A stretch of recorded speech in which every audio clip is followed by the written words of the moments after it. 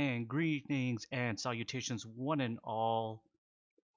Transmitting from the year 3000, we are back with another one, another episode of Here on the Wastes, where we play Horizons Unknown After Earth RPG, a game that has been written and created by myself. My name is Scott, aka Mr. Shogi 3000. I want to welcome you all here. We have our amazing cast here. This is episode 2 of season number 4, so officially episode number 36. Nice. And I just want to Getting up say, there. how's it going, everybody? Everybody staying healthy? Everybody good? Everybody's Not dead crazy. yet. So far, so good. There you Yeah. go. Glad to hear it. Glad to hear it. Well, again, we want to thank you, anyone who's tuning in. You can always, if you want to get caught up on Here on the Wastes, where we play this game, which is a sci-fi fantasy futuristic game set in the distant future of 2422 on an alien planet known as Saldaria. You can always check my YouTube, and I think it's just under my name, Scott Moses, which is the link down below from the YouTube here. And we have our amazing cast here tonight. We're just going to jump right in. Ryan, aka Rand118, aka Rev118. How you doing this evening, good sir? I'm doing well. I'm ready to get some action going tonight. Ooh, sounds good. That's I'm right. talking some big game. I'm all about action. Good to know. Good to hear. Good to hear. And of course, playing Voldo the Recluse, we have my good friend Mike here. How you doing, good sir? Doing great. Having a ball. Ready to just kick some ass because I know we're about to face something just stupid gnarly right now. So This will be. I know how it rolls with you. This will be like the nicest and the sweetest episode. There'll be no fighting at all. It's gonna be a whole lot of kumbaya, and I'm gonna force each one of you to sing. And of course, my brother from another mother, my good friend playing Dr. Ace Mars. Shano, brother, how are you this evening? All aces, brother. That's what I like to hear. Hey. No. And our newest addition here, playing Old Sarge, aka Gideon Goldhammer, another very, very good friend of mine. Richard, how are you this evening? I'm doing good and staying safe. That's all that matters. Richard That's all we Keith. care about. Just staying inside and haven't left all day, basically. Netflix, That's what I've been doing. chill, Yeah. cookies. Video games and Netflix. There you go. And again, we appreciate everybody who's hanging out. Again, this is going to be episode number 36, which is called The Shuddering Moth in the Darkened Deep. As we remember, as a recap from last episode, you guys came immediately under fire as you reached the eastern shores, damaging the Revjet, barely making it across. You saved yourself. You essentially jettisoned yourself out of it. The good doctor decided to go down with the ship, forgetting that he could shield himself, and took the blunt. Rand jab saved door. me. Thank you once again, Ryan. had to make up for the times I've killed you. You know. This is true. And which they ended up finding themselves on the relatively deserted beach of Vea, which is essentially the next landmass over, where they ran into which seems to be just the last of the resistance here, held up in a place called Hopetown, where they ended up meeting a bit of a ragtag group of resistance fighters led by a old sergeant called Old Sarge, who's been of a drunk at this point, a self-loather, but essentially he's indicative of like the old guard is the best way to take a look at it. Yeah, he's probably as old as Dr. Ace Mars, and yet not nearly as modified. But they decided to hold up there, got some information that there might be a mine shaft that can lead them back into Lumina under the protection of stealth, a mine shaft that is relatively unknown. It was used by smugglers. And doing so, they decided that they would make this venture and they would release Jaina from the Rico tank that she had been currently in, and had a bit of a a one-sided discussion. Let's just say that with Rev, where she kind of just laid out the fact that she's protecting herself by essentially being dormant inside her own body, stating that there's more to her than she's aware of, than they're aware of. And if anything, Rev, you get the idea that either she knows something, she's witness to something, or maybe there's some experiments that obviously you get a sense that there was done to her, but maybe there's more to those experiments that she's aware of, that she can become maybe more of a weapon, or she's just a beacon of knowledge, and she's trying to make sure that she is not captured again by Marvis Falcorn, aka the Bandit King, back in San Dormo. With that, Voldo was off making experimental grenades with a friend and a little bit of a crowd. Now, neither one really know how to make grenades. They don't have that background, but they're a bit of tinkerers, and they tinkered enough that over the night, as you gentlemen all were getting rest, and Jaina was getting rest as well, still relatively asleep. I'm guessing that, if anything, Rev, that you probably didn't leave her side much. Yeah, during I that. rested, but kind of like at her bedside kind of thing. Okay. And I'm to assume that the doctor was there as well, just monitoring her health conditions and such. Even though he's not much of a medical doctor, but he does have basics of medicine. And old Sarge, during this time where they were getting rest, what are you doing? At this time, as I recall, we left off. I was in the room, right? You were in the room. You did Oh. witness the fact that Rev was having a weird one-sided conversation. Something that you haven't seen anything like that in quite some time. Let's just say it doesn't take you by surprise at all, but it's something that you remember, but you hadn't seen in quite some time. But they essentially go to like lay down. Voldo was still tinkering away, tossing, hanging out with some people. What do you and Sinjin do? Well, at this point, I'm wondering about Jaina. She's I'm wondering she's who was this woman?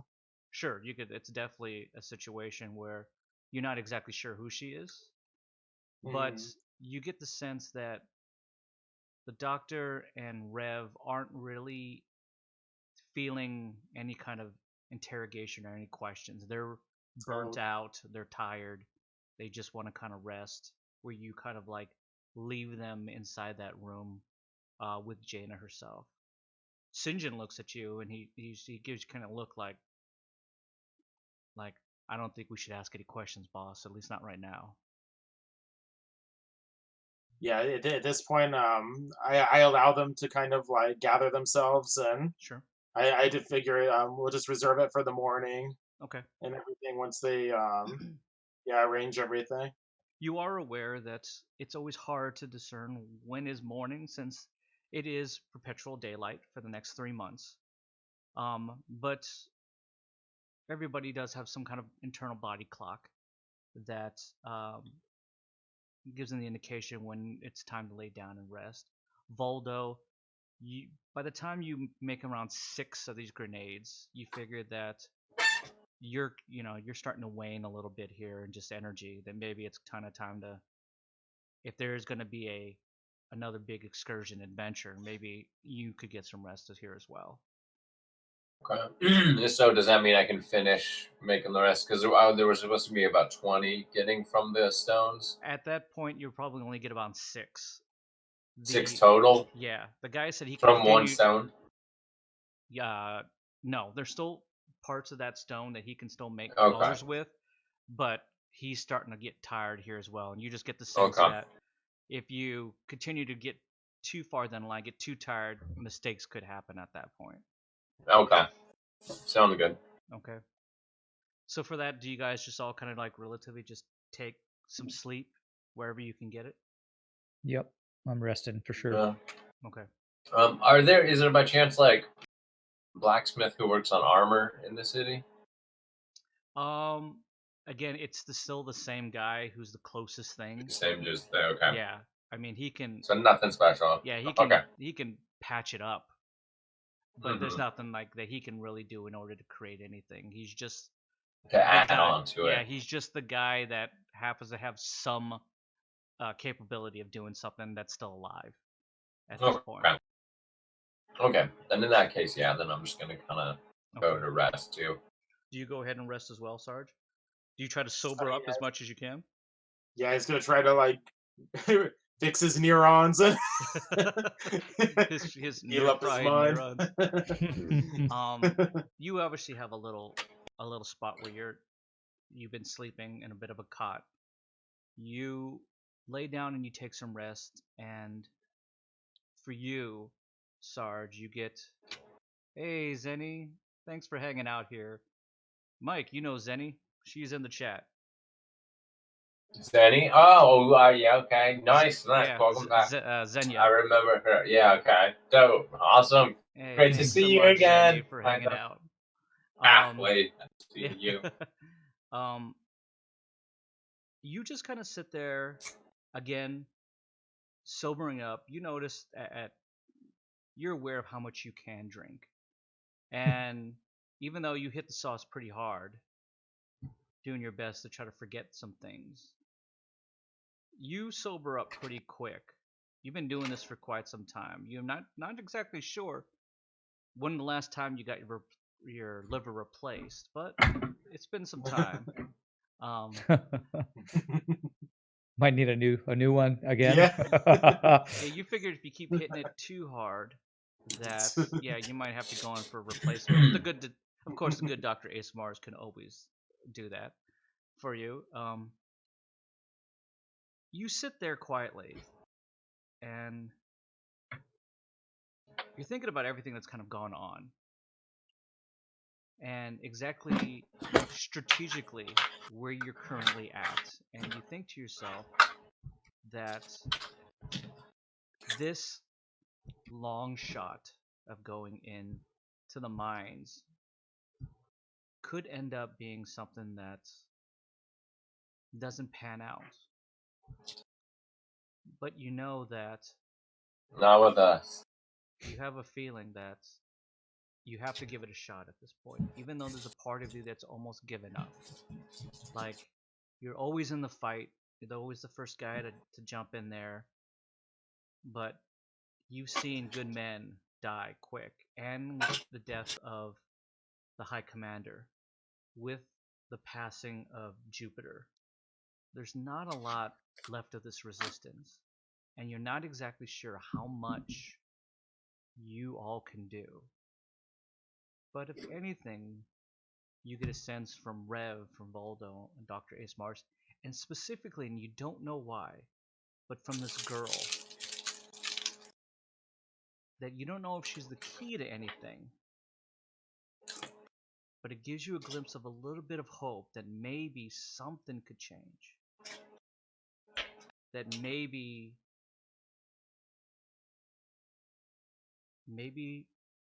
these four could be the answer for one more great run of the old Sarge and his band of immortals. Sinjin walks in, sits down next to you, kind of props himself up against the opposite wall, and just goes, Sarge,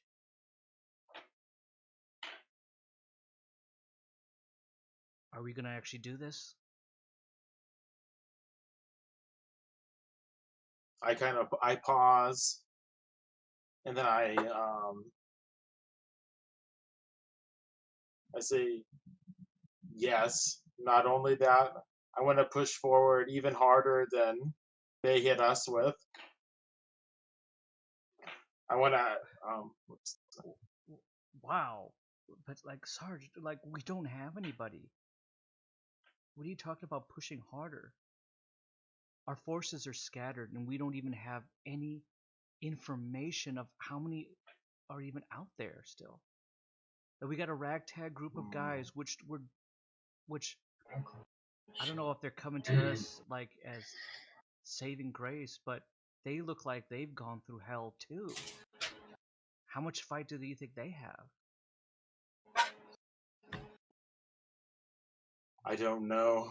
I just know that I want to catch the enemy off guard. I'm just concerned that they're going to press forward on us like very soon. Yeah.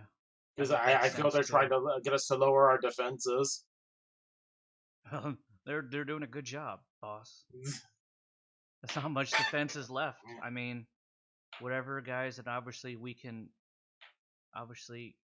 send out to watch the shores, but they got us outgunned. And I'll be honest, man, I'm not exactly sure it is with this girl. It's a little bit weird, but I mean, and let's be honest, they want to take her with us, and she's not like awake or conscious. Like, that's gonna slow us down. Okay, we need to get to the bottom of who this girl is. Can you please bring them when they're ready, like to me to discuss this matter? Sure. At least for now, let's get some rest, boss, and in the morning I'll fetch them over, all of them, even the weird bound up leather guy who's really weird looking. I mean, the guys seem to like him. I talked to them. They're like just going like, "This Volo guy's great," but I mean, I don't know. He looks like he's just some kind of, I don't know. I hope that they don't come to us as like false, like a sense of false hope, you know. And then we go into this, and you know, it's it. You know, we're dead. That last run, you know. But either way, if you're gonna talk to them in the morning, boss, I think you need to sober up. Get some coffee in you, get some rest. And maybe you can find out who this girl is. I mean, she's cute, but I mean, she's really cute. But I mean, well, I you know, I haven't seen a girl in a while. Last one was Jupiter, and you know, she was hot. Yes. You know, I told you that, boss. And she was kind of like, you know, I was always telling you, boss, like, put in a good word for me. You know, I like those older girls. But now she's dead. So, you know, that obviously isn't gonna pan out. But you know, I'm just saying, you know, either way, I'm sorry. Just, you know, just so much information, so much has happened today. I think I just need to like lay down as well. Either way, I'll fetch them over and see you in the morning. Okay. Okay. With that, Sinjin kind of like gets up. He's 20, 24 or so, but you see as he kind of gets up, you can hear his joints crack a little bit, like that popping, and you initially feel like he's a lot older than when you first met him about 1 year ago, when he just seemed like to be this young, you know, guy that was full of energy, and he's been by your side this whole time. That he's worn now as well. Like the past year has been tough on him as he kind of walks out and leaves. You decide to lay down a little bit. Your head's starting to pound a little bit now as well. And with that, initially, sleep just takes you. You don't dream of anything, Sarge.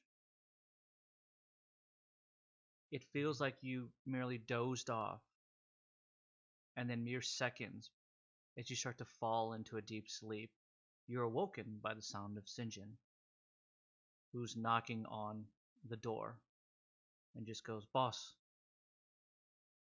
Sarge, wake up." Yes, St. John. He just goes, "It's been 8 hours.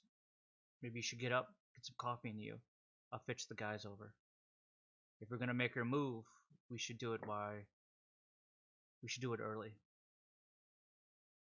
Yes. With that, Prepare. St. John, go ahead. Oh no, I just said make preparations. He looks at you and and the way you said that, He- he just goes, okay, so just like in the middle by your chair? I said make Kinda like preparations. stumbles a little bit. He gets up and starts to stumble a little bit, but he gathers himself and I will have my head together. Okay. Soon as St. John. All right, understood, boss. We'll just meet in the circle where your chair is. I'm gonna go get him. Just pull yourself together if you can. Thank you, St. John. I made some coffee. Go ahead and put some into you, or maybe you should hit yourself one of those Jolton juices as well. Oh, I got a few left. All right, I'm gonna go over there. Doesn't take much for him to get over to Voldo.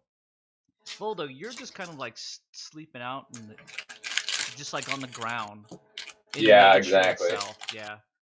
Yeah, I'm using a rock as a pillow and Yeah. just comfortable as hell. You easily fall asleep just because you're just so worn down. But the sounds of the waves give a nice background, a little white noise. Hey, thank you so much, Ramses, with the follow. Do appreciate it. That you just doze off, and you actually, for the first time in quite some time, have restful sleep. You dream of nothing. It's one of the few times that you haven't dreamt of the Whisper Queen, who's been haunting your thoughts for quite some time. It's always that icy, elongated, skeletal fingers crawling down to you before you snap out of it. This time you merely wake up as St. John is tapping you on your shoulder. And he just goes, "Sir, there's coffee in the middle by the fire pit. The old Sarge would like a meeting, if possible." Yeah, absolutely. Be right there to give me like a couple minutes to wake up. Understood, Got to get sir. some coffee and everything in there, and then I'll be there with everybody. Understood. Thank you, sir. And he walks off. Rev, good doctor. Yes. You hear a knock. You hear, Rev is meditating over. oh, okay. So in a state Over of Jaina. meditation. With that, Mhm. you don't exactly hear the knock. You're really focused. Mhm. Good doctor, you do hear the knock. Yeah. And with that, St. John opens the door, just a crack, and he just goes, "Gentlemen, there is coffee in the middle, if you like. The sergeant would like a brief meeting with you all, if you could possibly." Understood. Rev doesn't exactly hear it. No, As he's St. John he's in his zone. St. John walks out. Rev is still, you notice, in this really meditative state, even though you're kind of groggy, a little bit cloudy. Rev takes no notice of the conversation that you just had with St. John. He's merely sitting over Jaina. I'm gonna stand up, kind of gather myself, and just walk over and look at him for a little bit. I'm gonna give him a minute or two. If he doesn't snap out of it, I'm gonna try and kind of jostle him a little bit. Okay. Rev, And I'm gonna walk out real quick in my skivvies and just kind of grab a cup of coffee and like sit back and start just sipping some coffee, just in my skivvies. do you have skivvies? Do you unwrap yourself? I unwrap. I take off the leather straps. I sleep naked, obviously. Oh, Come on. That's a wow. Talk about Mhm. a 15-minute strip down. It's a routine. Strip back It's up. a routine. I've gotten pretty good at it. Okay, understood. You do find that there's coffee again in the middle where you found the good doctor. I'm sorry, the good Sarge before in that rocking chair. There's a little bit just of kind of a made up table there that has assorted that you would guess is some kind of dried bakery goods that probably are like non-perishable, um, relatively like military ration like, and there is piping hot coffee on there. Um, as you kind of go up there, Voldo, you kind of pick it up, give it a good smell, and it's robust stuff. You figure like this is, it could even be just pure coffee grounds at that point. It hasn't broken down completely. It's but it's pretty hefty duty stuff. You pour yourself a copy. I'm sorry, you pour yourself a cup, and you just kind of sit down. Doc, you give him a couple minutes. Rev is pretty intense in his meditation. What would you like to do? Past experience, usually there's a benefit to him doing this, so I half consider going and meeting the guys and just telling them, look, Rev's kind of doing his thing. But then I other half just want to kind of wake him up. So I go over and just gently kind of shake him a little bit. You feel a gentle shake on your right shoulder, Rev. It does get my attention, and I slowly come out of my meditative state feeling like I'm not making much progress. Yeah, you do have a conversation slightly with her, but you get the sense that she's tired as well. You give her slight information of what you've learned. If anything, she understands. You get the feeling, at least of right now, that she's trusting of whatever your decisions are. Okay. But you also get the sense that, even more so by the sound of her responses, that you're not going to find out much more because she doesn't really know much more until you get back to the source. Okay. Well, when I feel the doc's arm, I kind of come into my trance and I look up and I say, "What's the plan?" Well, I'm sorry to interrupt, but we're all gathering to discuss our next move, so I kind of need you there. All right, thanks, Doc. So I start gathering myself, make sure that Jaina looks comfortable, and then I'll follow the Doc wherever we're headed. Okay. The dock is easy to find. Right in the middle, you see Voldo in his skivvies. You haven't seen Voldo like this before, so initially you're not exactly sure if it's Voldo. Voldo, for them, how do you look when you're not wrapped up? It's like slim, but it's it's just muscle. And scar. Like muscle. skin over muscle. Yeah. Like skin over muscle. Because you can, like, obviously I'm not like, super buff from like eating like a lot, but it's just like muscle and skin. And you can tell the sinew and everything. It just scars everywhere. So, and then, that's it's like random, like kind of like tattoos, just kind of for like kind of showing his history in like very rudimentary ways with like being enslaved and stuff like that. Okay. What does your face look like? Are you like full beard at this point? Do you shave? I shave. I shave. So he does take time, gentlemen. I 5 o'clock shadow it. 5 like o'clock. Understood. Okay. Yeah, I take an electric razor, and I take out my mom. I like open up a rift and I like reach in and I got my electric razor and I just keep that 5 o'clock shadow at all times. He reaches into 2020. He pulls out exactly Relco, like yeah, gives it back to somebody. Exactly. Okay. Doc, you obviously come up and there is Voldo just drinking some coffee, as well as Oh, look at eating this guy bringing back baked Woodstock over here. He's got like an Arlo Guthrie kind of look to him, a little bit. I'm just trying to get comfortable. As well as Rev comes up behind. Sinjin sits down, and he actually does his best to accommodate and pour you each some coffee. Rev, you kind of take a look at it, and you like, yeah, you do a little bit of sip. You haven't had coffee in quite some time. No, it's been a long time, so I'm like very, very careful about not overdoing it. Absolutely. The doctor, do you drink some of this coffee? You know what? I'm gonna pass. Okay. He merely like hands you a cup of coffee, and you kind of pass, and he just goes, understood. And he actually just puts his cup down in front of him as he sits down. And with that, old Sarge comes out from his room. You see the gentleman sitting around that middle campfire that you were sitting at before with your rocking chair, and you kind of walk up to them. What do you say, Sarge? I say, good morning, gentlemen. I hope you're all well caffeinated. Because I would like to have a discussion today.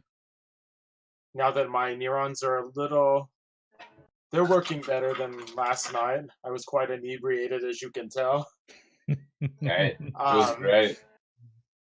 I noticed that you gentlemen brought a young woman to the camp that in this capsule, and I am curious. I think this happened for a reason. I don't know why, but I'm wondering who is this woman to you guys? Where did you find her? Well, first off, are you perving on her? Like you like looking at her and you're like, oh, she's hot. See if I can go buy this chick. Like, all right. Immediately what is she? Goes blush. He just like, Yeah. What is she to you? First of all. Well, she seems like well, you guys had when you brought her into camp, she seemed quite important to you guys. Like that she may hold a key to what she may be an important piece in this puzzle of what's going on, with the enemy. I don't know if she. pie boy. Yeah, Hey, it's pie boy. Like Yeah. I'm just very curious if with this situation, if she could help us in any way. If we like I don't know if you had awakened her last night or if she's still asleep. But I don't know if she could hold a intelligence for us for this possible mission. Rev kind of looks over at the Sarge, and he does say she is important for many reasons, not least of all, she is the sister of a dear friend of mine, an old friend of mine who was lost in the rebellion. Have you heard of the Dirt Bangers? It doesn't ring any bell to you at all, Sarge. Mainly because they're a group that originates in the far west. Okay. But Sinjin interjects and just goes, I thought they were all but dead. They were in hiding, the ones that were still alive. Most importantly, my friend Otis Dirtbanger. He looks at you and he just goes, so you're again Sinjin. He just goes, so you're telling me that this girl is a dirtbanger? She is the younger sister of my friend Otis, and she, I think, was either experimented on or worked on by people like Eli Hauser, the evil people in Sandormo. I think they did work on her, and she's an important part of what's going on over in Lumina. Understood. Interesting. And he looks at you, Sarge, and he just goes, I grew up in the western wastes. The dirtbangers they used to own North Black Downs, and then it got taken over by, I think, some crazy uncle or something like that. Some weird rumor in regards to that, and now it's become Titanfall. And you know immediately, you're like, oh, Titanfall. They're in cahoots with Sandormo, and you don't like it. It's been a strategic point of attack for quite some time. So you just know it merely from Titanfall. You don't exactly know specifically who's in charge. But you get the sense that if that is the case, then this dirtbanger is supposedly heir to the throne. Well, at least of that city. She's the last of the line, is what you get, Sarge.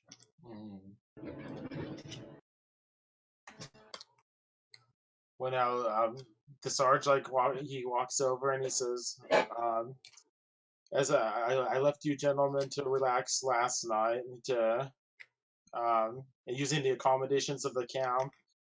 Is there any what is the state of this woman currently? Have you been able to wake her up, or?" She is intentionally keeping herself comatose.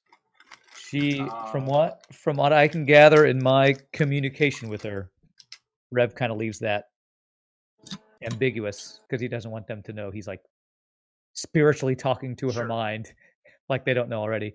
But he says through my communications with her, she is staying this way because she feels like if she wakes up and makes her presence known, she'll be used as a tool. She will be tracked. She will be a weapon turned against us. So it's best if we can protect her, somehow get to the bottom of what they've done to her. Hearing you say that, Sinjin immediately just goes, this cute girl, this girl is a weapon? Like how? Like, she's so small. Rev looked at the doc. Say, Doc, do you remember what this girl did when we first ran into her? Well, she pretty much wrecked shop, from what I remember. I'm trying to forget it, to be honest. Sinjin looks at you and he just goes, really? There's no way. She's like, what, like 110 pounds? It wasn't her. Okay. Well, why is things getting more and more confusing with you guys? What do you mean it wasn't her? You said it was her. It wasn't her. She was being controlled, but the abilities that this woman has are not something that we want turned against us. I'll just say that. With that, he just goes, yeah, okay, I get it. You get a sense there's like hesitation that he's just saying like we don't know what the hell we're doing. This is gonna get way too crazy for him if he continues to go down this rabbit hole with you. But he looks at you and then he looks at the Sarge and he just goes, well, Sarge, if anything, she seems important to them. So I guess if we go forward, I'm going to have to take her with her. I'm guessing that's correct, gentlemen? Yes, I actually would like to talk about that at some point. Okay. Should I bring up? Go ahead. Well, I say to the assembled group, I think she's important enough that we need to fabricate something, some way that we can transport her with us in a way that she's protected, but also that is something that won't hinder us if we can. I think if the doc and I, maybe Voldo, maybe if you guys have resources here that we can create either a mech suit she can wear or some sort of device that we can have it be an automated transport for her that we can possibly take the cloaking device from the RevJet and put on so that we can make it invisible when we run into resistance. I think she needs to be with us. Well, do we know how much longer she'll need to be in the tank anyway? She's no longer in the tank. They Yeah, took her she's not out. in. Oh took her yeah, out. she's just comatose. So we don't know how long she'll need to be comatose though. That's kind of like as the foreseeable future, as far as what I've heard from her. Okay. All right then, yeah, dude. Iron Man this shit. Yeah. There's a for Rev and for the Doc, just because you've been with Voldo for quite some time. Voldo in this au natural form seems extremely confident. And Voldo, because you've just created grenades essentially out of rocks, you're feeling even more creative right now. You're just feeling I'm like, on top of the world. yeah, like, oh, some kind of suit. Of course, this is easy peasy. I just created a bunch of grenades. Then we can use some of my shards. You just get the sense that there's just a new fire inside, creative fire that you kindled. And All right. again, for you, Rev, and for you, Doc, it doesn't seem to affect the Sarge at all. Because Sarge, when you're actually looking at this guy, you're actually in your mind, you're thinking, who is this guy? I'm just gonna lean over to him and just kind of Because- look at him and just be like, "Crazy is what we're good at. Don't worry." Crazy is what we do. That's it. You're like, crazy is what I do. That this new Voldo is an interesting cat, and you've never seen him like this. You've seen a wrapped up guy who's been stealing loot. Yeah, basically Being Basically a forced to Luke share with Skywalker it now. that there's an interesting spark to this guy when he's not bound by those straps. With that, Sinjin kind of looks at each one of you guys and looks at the Sarge and he just goes, anything else you want to ask these guys, or should we start making preparations now, Sarge? If we're gonna make our move, we should do it now. Yeah, I think we need to make the arrangements to secure the woman, and then prepare the men to. We're gonna need to send some sort of scouting mission for this tunnel. Like, I don't want to risk too many of the men. Rev looks up and he says, "Scouting missions are kind of what we do." Sinjin looks Wow. at you guys and just goes. He looks at Olwen. He looks at the doctor. Do you give him like this nod of approval to this? Yeah. Yeah, that's kind of our thing. Voldo, he looks at you. Do you kind of give him that nod as well? I'm just gonna be like, "I'll just wait till I'm like stressed back out." Yeah, I mean, come on. Understood. He looks look at me. He looks at Rev. Rev kind of gives him that look of affirmation, and he looks at the Sarge and he just goes, "Sarge, I think we are the scouting mission." That's how I roll. Okay. Hide the liquor, by the way. Hide the liquor. All right. Well, I mean, Sarge, maybe you should dust off the old exo suit, and I'll arrange a couple of our more adept individuals to help you create whatever you need. We do have some spare parts from some ships that have been downed. Maybe you can create something here for her. I mean, I can throw in my shards too if they can power it somehow. I mean, I don't know what they're capable of, but it might be if they can upgrade it anyhow. Yeah, you could probably What if we give it to Rev. we had it? Rev has engineering, so he could definitely build something if he had the resources. I plan on using our experimental power module. I do too. Okay, so you both can do it. Go ahead, Doc. I was just say maybe some kind of electromagnetic hover type thing where we can kind of drag her behind us. Without having to use like manpower or anything like that. Yeah, where she's just kind of contoured to the ground. But if we can control her somehow to where we can, like, if we get in trouble, we can have her just like reverse all the same way she came. I'm just sure. to kind of keep her out of I'm trouble. sure. I'm wondering. Rev I'm has wondering already if made those checklists of all the things that he Yeah. wants to do in case she Yeah. gets in trouble. So I'm Yeah, wondering definitely. I'm wondering if we can use the Rico tank and you can definitely modify it. Yeah. modify it and I'd say, strengthen yeah. it. Yeah, I want to use parts from the Rev Jet for this. So Okay, not a problem. With that, he assigns you like 2 or 3 other people here. Oh, thank you so much, Burgher, King of the Tobacco Road, for the host here. I do appreciate it. Thanks for coming. AKA Otis Dirtbanger Otis. himself. Otis looking down from above. Up from above. We always hold you in high praise, good sir. With that, Sarge, you and Sinjin will go and just rally up the remaining men, give them their orders, which you want most of them to continue to guard Hope Town and continue the fight, to at least give them a sense that there's still people over there, and maybe it'll allow you to slip in a little bit easier. I absolutely agree with that, Pie Boy. Seduce them,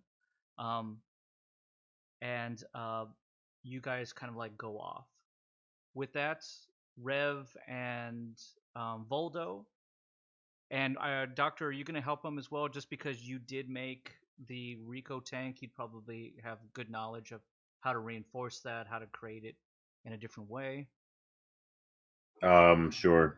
Yeah, it'd be cool. I would like it if the doc worked on the Rico tank, and I would like to take that experimental power source and the cloaking device that was on the Rev Jet and see if I can use those to power and help hide this contraption we're going to come up with. Okay, with that, Voldo's going to go ahead and help you as well, because you both have engineering, just going to strengthen those roles. If I can, go ahead and whatever you're going to do, roll those engineerings, as well as the doc roll the engineering as well. Okay. First thing I want to do is I want to try to incorporate that power module that we have into this thing. And let the doctor roll first to make sure that he gets the frame to the Rico tank situated. Sure. 15. Okay. With that, he's able to modify the frame in a way that he feels that it's, number one, reinforced. Okay. And that it's set up for any kind of like new power supply that it wasn't necessarily fitted with before. He also creates obviously some designs that allow for some kind of electromagnetic hovering device, whatever you guys in the end find that you can actually put together. With that, because you're trying to put together the power, does Voldo, do you want to just roll engineering to help him with that as well? Yeah, and to see if I can do anything with the stones. Sure, go right ahead. 19. 19. Oh, wow. Nice. Rev? Okay. 19. Actually, with my bonus, that is a 22. Is that right? Is it +2 or +3 when you have it should be +3. Okay, well, that's a 22. Same 22 for me too, because I have engineering. You guys are able to fit this perfectly. You put the experimental power coupler in there. Voldo is able to take the Starfire stones as well to create a backup in case that one breaks down in regards to power. Also allows it to create a bit of a little shielding as well. I was going to ask about that. Nice. Since you want the power coupler to be able to power, obviously, her life supports, as well as the electromagnetic thrusters as well. Those will create a little bit of it will power the cloaking as well as some kind of shielding for her. Nice. All right, so we're doing pretty solid for a. Yeah, the doctor does demand that you make sure that her biometric scanners are re-put back in there, so you can obviously monitor those as well. Of course, and can we control it remotely?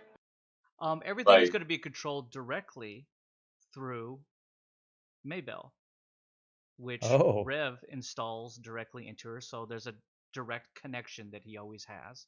So Maybell is essentially installed. It's Maribel, right? Oh, who cares? Oh, but I talk to her all the time. That's right. I got to use the right name. I apologize. You got to say Maribel. Maribel. Maribel. Maribel. Okay. All right, so Maribel. Maribel is going to be in charge of keeping Jaina safe then, right? Yes, or at least giving you information when you connect her. She can obviously put up Okay. shields. She can cloak. She can help move things back and forth, connected directly into your sidekick itself. Rev feels very protected because she did such a great job with the Rev Jet, and now she's such a great job. Yeah, 'cause Rev it's just crashed. destroyed. But the spirit of the Rev Jet lives on in this little Rev craft. I don't know. Absolutely. It does take you probably about half of the day in order to get, obviously, to put together a situation that you feel very confident in. With that, Sarge, you emerge from your little hut, donned in your exosuit. You kind of give it a nice little shine. It's been sitting in the corner, as much as it can be shined. It looks pretty worn. Strapped to your back, sitting on a harness, is his gun, which is this very large, essentially two-hand turret gun that sits, Nice. that kind of just comes around, drops right into place, and then it kind of swivels back. You kind of shine off old Painless, and you're just and you kind of like tap it, and you're just like, all right, girl, we're going back in one more time. Old St. John comes up to you, places his hand on your shoulder, and he just goes, Sarge, we're gonna have to stay off the liquor if we're gonna make this happen. And I say, may I bring just one? He Just looks one. at you, and he like kind of like the look around, and he's just like, I just one, but only Oh, yes. in an emergency. I don't want to see you sipping on that thing like all the way down, okay? And he kind of like gives you a little flask that and he hands it to you, and you kind of slide it in. Can I roll awareness to see if I notice him You giving? don't. They're yeah, that's back. I want the good Sarge to roll awareness though. Oh, okay. So roll a d20 for me. D20. It was a 9. Yep, perfect. Oh. You take that flask and you slide it right into a nice little pocket tucked away. You have a nice kind of like little canvas pack that you put all your other nice little essentials in there. You emerge where Rev, Voldo, who's now wrapped back up, the good doctor, St. John, and some kind of weird floating capsule that is sitting next to him now, that is windowed, and you kind of like walk over and take a look, and you see the sleeping Jaina. St. John just goes, it's about a 3-mile walk from where I believe this mine shaft is. I did send a few guys out to scout just to make sure that it's still there. It is. Are you ready, gentlemen? This might be a one-way. It's never a one way for us. Rev's like, I think every trip is a one-way. Okay. He goes, ready, Sarge? I'm ready. Would you like me to take Muster point? the men. But sorry, the Sarge must still be drunk. We are the men, Sarge. Oh, you're right. You're right. He puts his hand on your shoulder again, and he kind of like turns you in a 360 circle. These We're are that way. the men. Until you come right back to him. It's like, oh, yes. This is it. Could we grab some of like the jolting juice you were talking about earlier, like as supplies for this trek Sure. into the Yeah. unknown? There's 2 Jolton juices left, so if you wanted to take it. Okay, I'm gonna grab those, put them in No my problem. pack. How many grenades did you end up with, Voldo? I noticed you He's threw muted. several into the damn river. Voldo, you're muted. Yeah, you're Voldo. muted. You're muted, Voldo. Sound. Sorry. Yeah, no, I have 6 right now. So those were testers to make sure that that we weren't blowing ourselves up. I'm sure it was fun as well. What was the damage on those ones? I sent that information to you directly I into couldn't your. find it again. It's in your Discord chat directly to you. That's okay. Discord chat. I don't think I looked there. Direct message. Direct message. I think I looked on my text message yesterday. I'll pull the Discord up. With that, Sarge, he looks at you and he kind of like slaps the side of your suit. It kind of gives you a firm grip, and he just goes, "Are you ready now, boss?" I'm as ready as can be. Fair enough. Would you like me to take point? Yes. Okay. All right, gentlemen, you guys ready? Ready to go. Yeah. Okay. The trek is relatively easy, uneventful. Well, you know what? Wait, well, before we go, can I hand out some of these grenades, like one grenade to everybody? Okay, whichever ones that were still currently being made. Yeah. Or do you want to give the order to the guy who's still working on it to hand it out? Oh, well, I mean, I was going to say of the ones I have so far. Oh, give one to each one in the group? Yeah. Sure, absolutely. Yeah. Sure. So, but I do want them to still keep working on those grenades because I do want more. So. Absolutely. If you make it back or if you see them again, they'll definitely do it. So we should add one grenade. So you get a experimental Voldo grenade. Okay, experimental Voldo grenade. And it looked like it is a 2d8 times 2 area of effect with 20, all within 20 feet, even allies, random timing trigger roll d10 for timed explosive, concussive, no concussion on elite or legendary or superior. Just so you guys know, I will post it in the chat. Okay, cool. Thank you. But yeah, 2d8 times 2 is the main one to know. Gotcha. Mm-hmm. Okay. With that, again, it's relatively uneventful.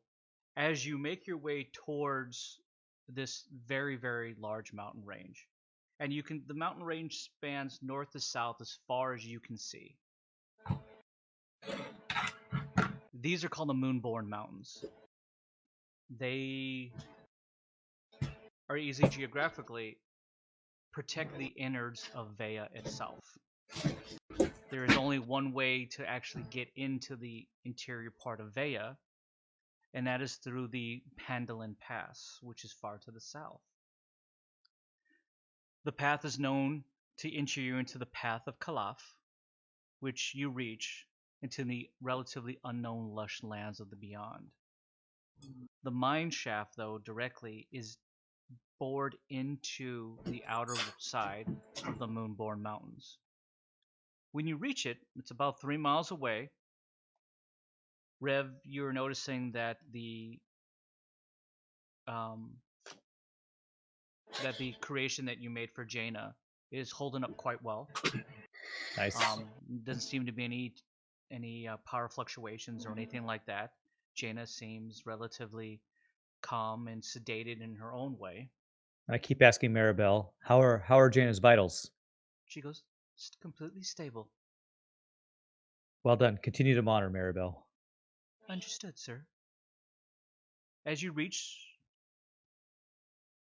the mine shaft itself, it's nothing that's extremely awe-inspiring to look at. It looks just like a hastily built abandoned mine entrance. But it does have a very heavy steel rebar door that seems to be locked to keep anyone out from entering deep into the shaft itself. As you walk up, you know that you can still see into the shaft. There doesn't seem to be any kind of power or anything like that, any lights to determine how deep it actually and far it goes down. The only thing that is barrier between you and into the depths of the Moonborn Mountain itself is this rebar steel door. What would you like to do, gentlemen? I'd like to look over to St. John and say, you got a key for this thing? he looks at you and he just goes, no, it's not my mine shaft. With that look, so it's okay. You seem most knowledgeable about it, so I feel like you should be able to get that door open, right? He looks at it and he just goes, there's like a huge lock on it. Yeah. Anybody have a plasma cutter? Like And Rev Sarge pulls out his says- toolkit. Is like, Sarge comes out. He says, "I came prepared," Oh, Oh. Sarge. Well, jeez. which is kind of unusual for me, but It is.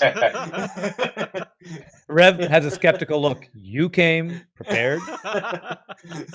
If you're gonna cut through this, Sarge, go for it. Okay, so I take out the plasma cutter and I head over to it, and I'm gonna try to make the cut now. He goes, maybe I think you should put your head shield on. It's He's gonna like, oh yeah, and he pulls it down. go for it. Oh, okay. Rev's Yeah, like, okay. Rev's like, he's not gonna be able to do this. This is my job. He can't do this. Okay, But yeah, he pulls his head shield on, and then he sure. Go ahead, roll d20. Oh, okay. It was 16. Rev, Mm-hmm. while you're shaking your head and you're kind of giving looks to the doc, who's like just going whatever. In mere seconds, the Sarge just cuts just a huge hole right through the middle of this thing. Instead of like cutting the lock, he just cuts a hole and just kind of like pushes it. It goes. Rev's like, well, I couldn't have done that. I was cut the lock off. Holy crap. Do you walk through, Sarge, first? Happy with your work? He's happy, but like he kind of tests the walls. He wants to make sure there's not like some kind of collapse or something that'll Fair enough. come into it. Kind of just like test the walls a little bit, standing aside a little bit. Okay, that doesn't stop the rest of you guys from immediately going in right after him. Not understanding what he's testing structural integrity for. That's like Sinjin just walks right in. It's just like, oh, can you do whatever you're gonna do? I don't know. I'm gonna hang back. I'm gonna let them all go in first a little bit and see what happens. Rev wants to get a look at the plasma cutter that Sarge used. He's like, mine couldn't do that. He's like trying to get a peek at the plasma you take cutter. a look at the you take a look at Sarge's plasma cutter. Number one, it looks like a handgun. Okay. Like, and this is like, it's like your plasma cutter is like the kid's version, and his is like the dad's dad version. Yeah, I'm like looking at mine like, oh, this is You feel so inadequate. You immediately feel inadequate. Yeah. What plasma gun? I don't know. I don't know what you're talking about. Oh no.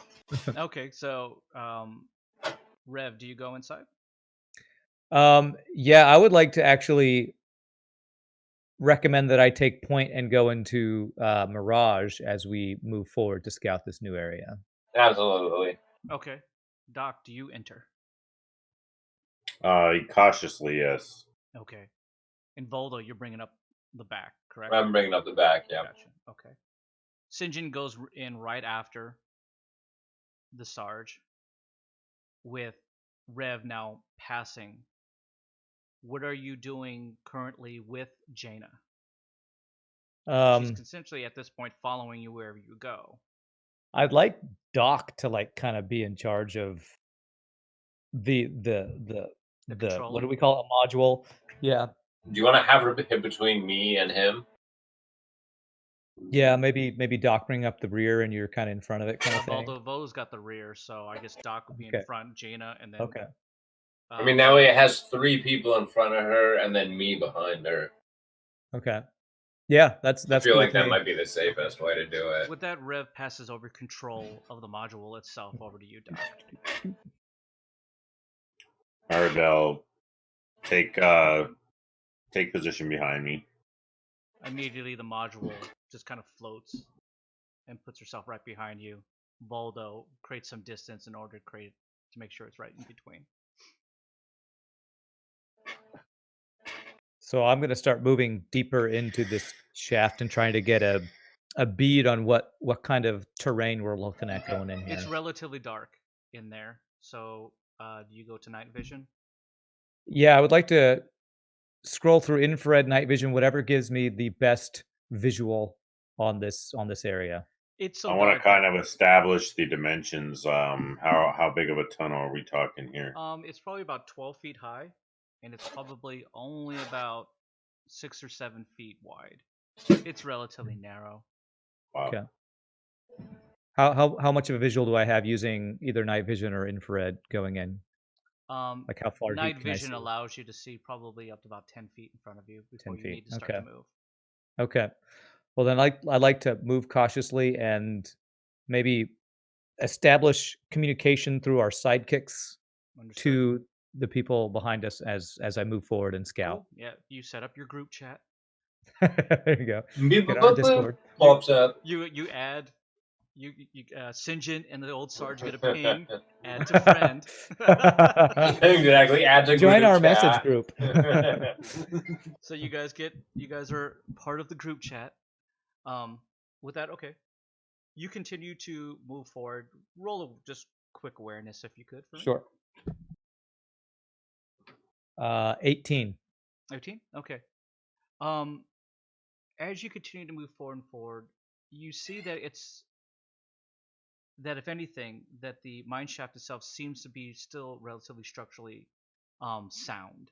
Mhm. As you get it, and it's relatively as well flat surface, so Okay. this doesn't seem to be too uneven. And it's not like moving up or down, just kind of No, moving not at straight all. forward. But Okay. as you get farther and farther, probably maybe in about another 100 or so feet or so, you do see what looks like to be a caged elevator that seems to go Okay. down. Okay. You do notice immediately though that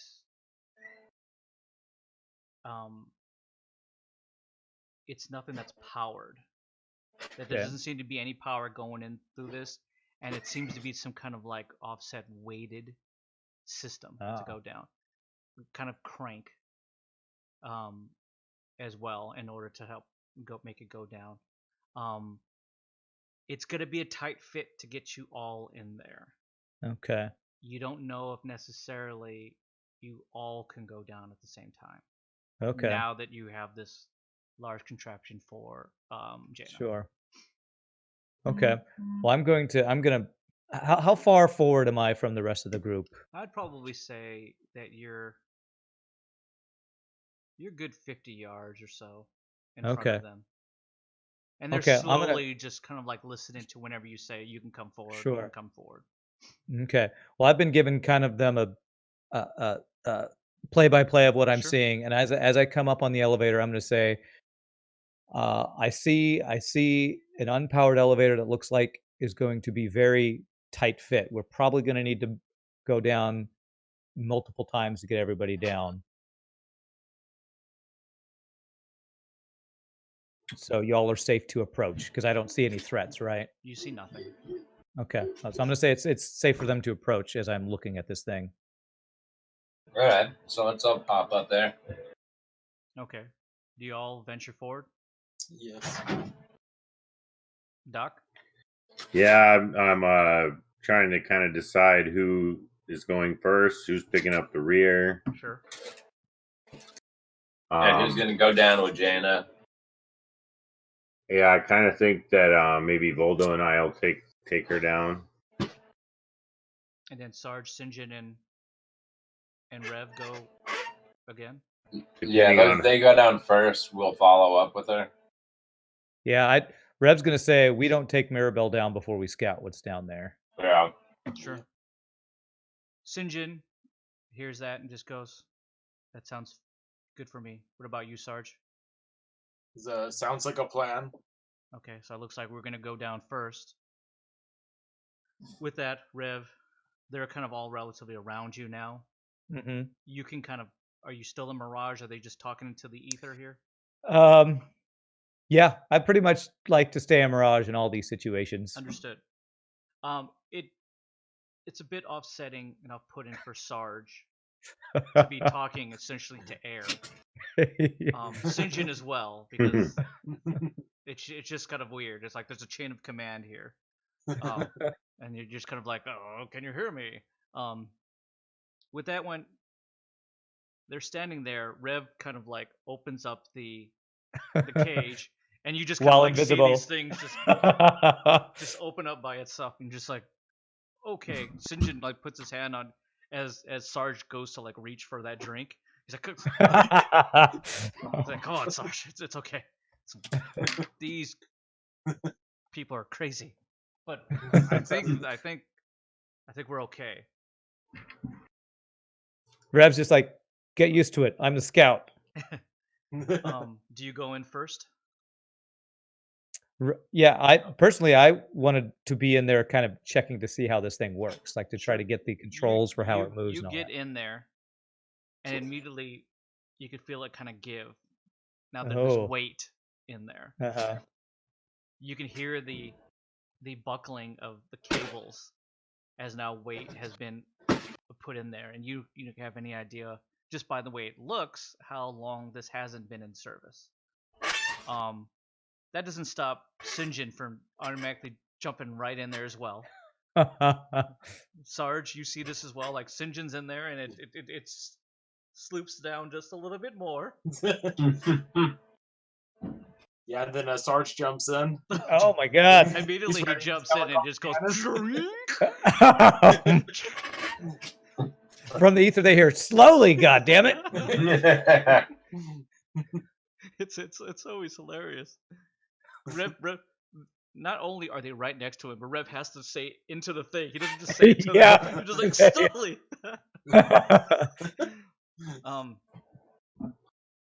With that, you take a look. It looked at one time it was powered. Mm-hmm. You can see that obviously it wasn't powered, and it's a secondary way in order to get it down. It's cranked. Okay. Down. So if anything that you take a look at it, it's going to be a slow descent. What kind of condition is this crank in? Is it all like rusty and looking like it's going to fall apart? Does it look like it? It looks like it's been there for quite some time. Okay. Not used. I need Voldo. I need Doc to roll a D20 awareness, please.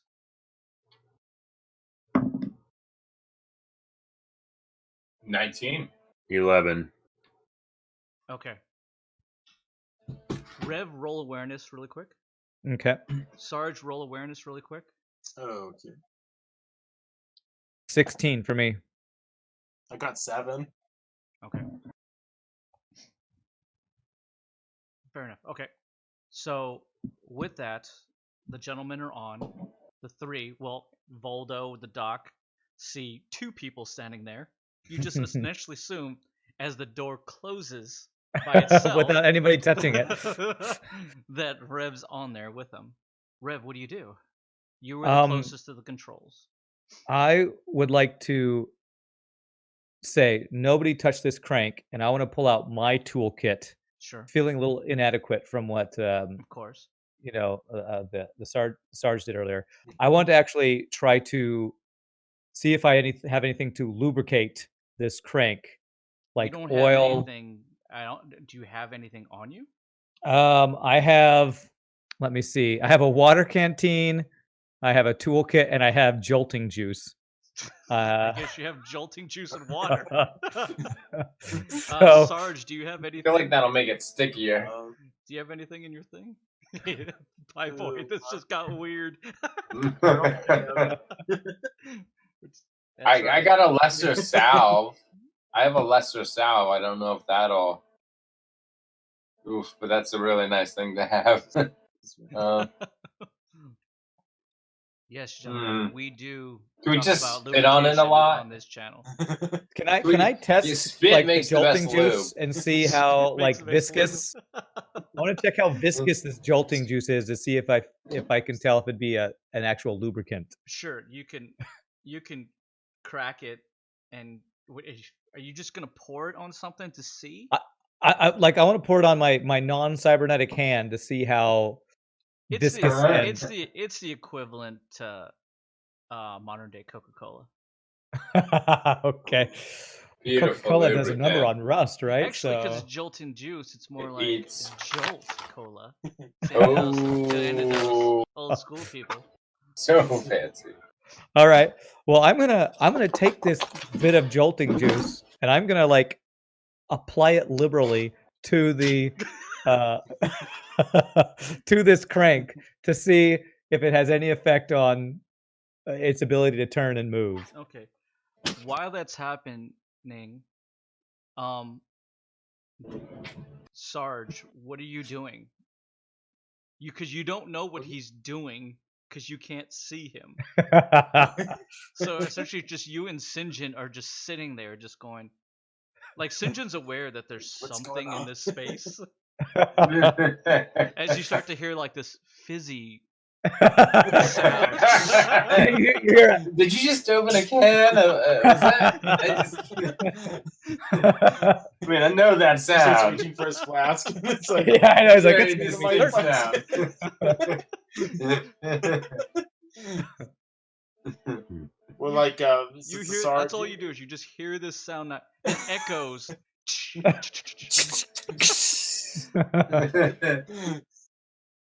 And you can kind of hear I guess you would hear the crank kind of like moving by itself. Okay, like the Sarge, he kind of like, if there's anything to kind of brace himself on, Sure. just in case, like he doesn't know what's going on, like what the structural integrity of this thing is gonna be. Absolutely. With that, Sinjin takes a look at you as well and just goes, "Okay." And he kind of like puts his back and he kind of slides down to create like a lower center of gravity in case this goes down. Rev, you start to liberally pour this, and you kind of look and you see two guys are just like looking, and they're just seeing this like this viscous thing just kind of like pour over the crank itself. And then I say, "Hold on to your butts," and then I start to crank the crank to go down. See how well this lube worked. You start to crank it, and you notice that initially when you go to move it, there's resistance there. Okay. But the fizzy lifting drink is just eating away whatever rust that was on there. Nice. And it starts to kind of like and give, and you start to crank it down. I need you to roll awareness and power. Okay. All right. I have both of those keywords. All right. I'll do awareness first. Yes, please. Oh, that's a 5 with my bonus. Okay. And my power is 9. Okay. As you go and crank it, and you're holding on, it starts to give, and it's like you're trying to hold on, and literally, it snaps. Crank snaps out of your hand and starts to. Voldo and the doctor, you see the elevator just drop down. As you do that, it hits you that you saw the little sign that says maximum weight 350 pounds. I made an awareness roll of 19. I should have noticed that before they got in. You'd already gotten in, and it snapped. You didn't think it was going to snap. Yeah, that's like that. nothing. That's not even a full. That's like one person practically. Well, maybe you. And yeah. It just drops. Rev, you guys are now plummeting down into the darkness. Oh man. Sarge, you feel gravity give way just ever so much as your like stomach almost goes up into your throat. You hear the screams of my God echo into the deep. What do you guys want to do? You're seeing as well as you look over. The crank is just spinning freely. Is there any way we can just kind of jerry-rig it with some stuff that's laying around? I'm figuring there's metal pieces laying around. There's literally something to at nothing least. there, There's unless nothing. somebody wants to grab a cable. Well, is the cable reachable from the cage that we're in, or is it outside the cage through bars we can't reach? It's above and outside the cage. Yeah. Okay. I'm gonna shout into my sidekick, Doc Voldo. Can you grab that cable? Slow us down. I'm gonna go. Dude, let's both go for it. Like, let's both jump on this. Like, Yeah, I'm gonna try. I got power. Okay, both roll power, please. Power, but I Right. have 2 in parentheses next to it. What does that mean? I forget. That's just your reaction modifier. Oh, all right. Oh, I got a 9. Wow, I got a 9 also. Oh You man. both go to grab on, because again, it's like this weighted. So there's a cable that kind of goes up into a pulley and back down. You decide to grab that cable that's on that weight, and as you do, it just burns right through your through your hands. It doesn't affect the good doctor because he doesn't have real hands, but there is one real good hand left on you, Valdo, and that kind of like gives a nice little burn that you can't seem to grab initially off that rip. It affects that one hand as you do kind of take a look at it, and that cable and just burn right through that leather strap. Shit. Oh god. Okay, well then I guess can we just both kind of just readjust ourselves, try to just kind of climb up it and stable it? What do you guys want to try to just jump on the cable and try to offset it with weight?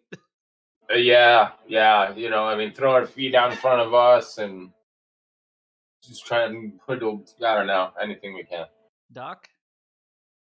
God damn. Honestly, I don't have anything I can do. As you just hear screams from your intercoms. Well, after I yell that, could I try to grab something from my toolkit, like a wrench or something, to see if I can slow it down at all where the Sure. crank used to be? Do you want to try to do anything, Sarge, as well? Like the Sarge, like thinking like is far quicker than he normally does. Sure. He realizes he has a bedroll, and I'm thinking this may be a terrible plan, but he wants to try to roll it out on the ground. Like, just it may not do much to soften the blow if this thing hits the ground. Sure. Okay. But, yeah, he's just gonna roll it out to make like a mattress or something. Don't Boldo and I. Don't Boldo and I. Don't we have the? Go ahead. Don't we have the razor whip? You do. You do. You do. Yeah. Oh. The other one died with Marvin. Oh, yeah. That's right. Yeah. Okay. Well, what if I try and whip it around the cable, and Boldo and I grab the cable and try and just pull it to stop it with that, and just. Listen.